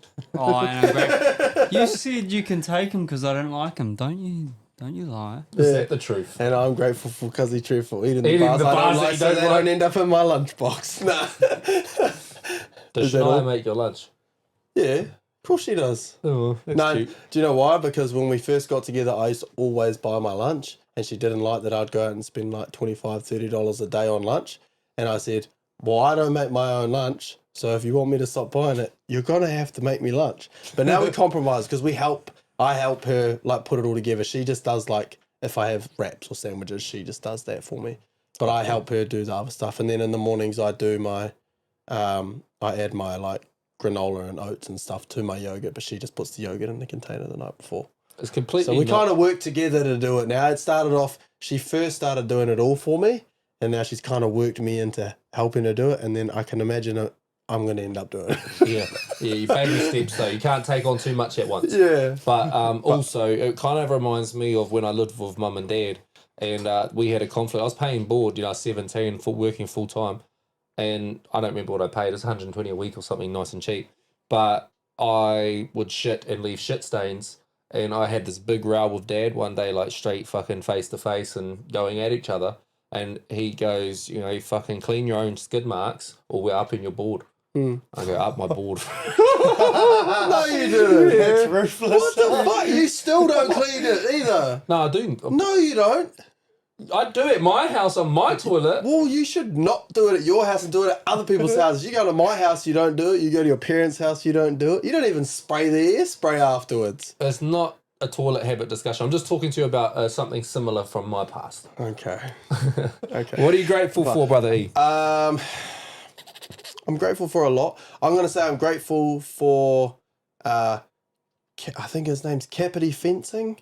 Right. Capity Fencing and Shout something. out Capity Fencing and something. Yeah, so he's currently doing some work. We're getting some concrete done outside, so we have a bit more parking space, and so the kids can ride their bikes around inside the fence. I don't like them going outside the gate, so for reasons like we've discussed. Understandable. So we pulled out. I pulled out all the garden. He's been in there this week, scraping that all out, and then he's laying concrete on Thursday. So we'll have that all done by the weekend. We go away Thursday night for my uncle's wedding. So he gets married on Friday. So I'll come home to nice concrete. So shout out to Campbell uncle. and Cherie. I hope the wedding goes well. And Who I'm DJing. DJ TJ is going to be DJing the event, so it's going to be pretty sick. Get some photos. I'm going to get some photos, and they actually want me to film some of the wedding and stuff too. Nice. So I might get some footage of DJ TJ in action. Of course. Yeah. So yeah, I'm grateful for all of that stuff. Cool. I'm grateful for my Making a Statement team. The brother E to the right that shows up every podcast, even if he's got a scratchy throat, who houses us. And you're in it with me, bro. Like, your right-hand man material, 2IC material. Like, you do a lot behind the scenes, and I hope everybody, well, I appreciate it. And I'm recognising it publicly so others can hopefully appreciate it. And go give this man a follow. Ethan Clark, he gets a cheesecake at 5,000 followers. So I asked for that. She said 20. I just hit 30,000 today, so shout out to everybody that's on our journey. And if you've tuned in to the end, please like, comment, subscribe, and share. Leave us your comments, drop your feedback. As you're watching the episode, comment and interact, engage with us, because we do check the comment sections. We do want to reply to the comments when we get a chance. But I also want to recognise Cuzzy DJ TJ. I was going to say. You didn't have to remind me. You have to do all of him, dude. But he is team, he is unit, he is the man. He is showing up every day. He moves around us. He does what he does out of love. And that's the grind, that's the hustle. Like, let's talk about it, right? Our podcast is now monetized, meaning on YouTube, we now have a monetized YouTube channel. This is baby steps. We had to do a lot of mahi just to get that, right? And then we had just had a really great podcast that just released last podcast, and it's earned $1. We got $1. We got $1. Our monthly outgoings on just our subscriptions for distribution, for the editing apps, for whatever else we're paying, the Google Suites and the website hosting and everything that we do, I think our monthly outgoings like nearly $300 a month. So now we're kind of almost making something back towards the massive list of expenses, but we might have to put baby out steps. 300 podcasts a week, Yeah, a month, I mean. and then that will get us $300 maybe. Yeah. Because it's at the moment the going rate's $1 per episode. Okay, so we're doing this out of our pocket. We ain't fucking getting paid from nobody to do this, And right? we're putting money in there too. Look, and we're raising funds. There's more hard-earned money and mahi going into that jar, the Rangatahi Jar. So if you are tuning in, please understand we are just doing this because we want to do it. It's not monetized. Well, it is now, but it's not incentivized by the monetization. We've made $1 off our podcast in the last half a year, and the bro Cuzzy DJ TJ still been behind the scenes editing and being on the cameras for every single episode, and the brother E still sat next to me co-hosting. And if you can imagine the loss we're running at, we're sacrificing time, we're sacrificing finances, we're sacrificing so much energy, sleep, just to do what we do. So the least you guys can do, please, if you've made it this far, is subscribe, like, comment, and share, because that helps us massively to continue our baby steps and hopefully earn $2. Nice. But that's all from I me. love that. Anything further from you, bro? No, just thank yous again, And Well, shot for coming through. means a lot, my bro. Nice to meet you. You too, and say hi to BJ for me. No, I will do. Yeah, he'll be buzzing out too. Did you tell him you're coming on? Yeah, no, I did. Yeah, he told me I'd be all right. Yeah, fuck I it. told him I'm a bit nervous, and he's like, "You'll be all right, bro. I know what you're like." Yeah. No, No, he's cool. He's cool. I've known him since I was a kid, bro. Childhood, like, friends from family connections and all the rest of it. Like, Loki grew up around him and his family, so that's crazy. Mutual connections. But that's all from me. MakingAstatement.co.nz. Go check us out. Watch any previous episodes. And stay tuned for next week's episode, because they just keep coming every Sunday at 8 p.m. But that's me. I'm out. Brother E. Bye. I'm Ethan. See you, everyone. Gonna happen as fire but fighter, ain't nobody putting it down. I'm holding it down, no common grounds. I'm making a statement, is the way to claim that you're running the town.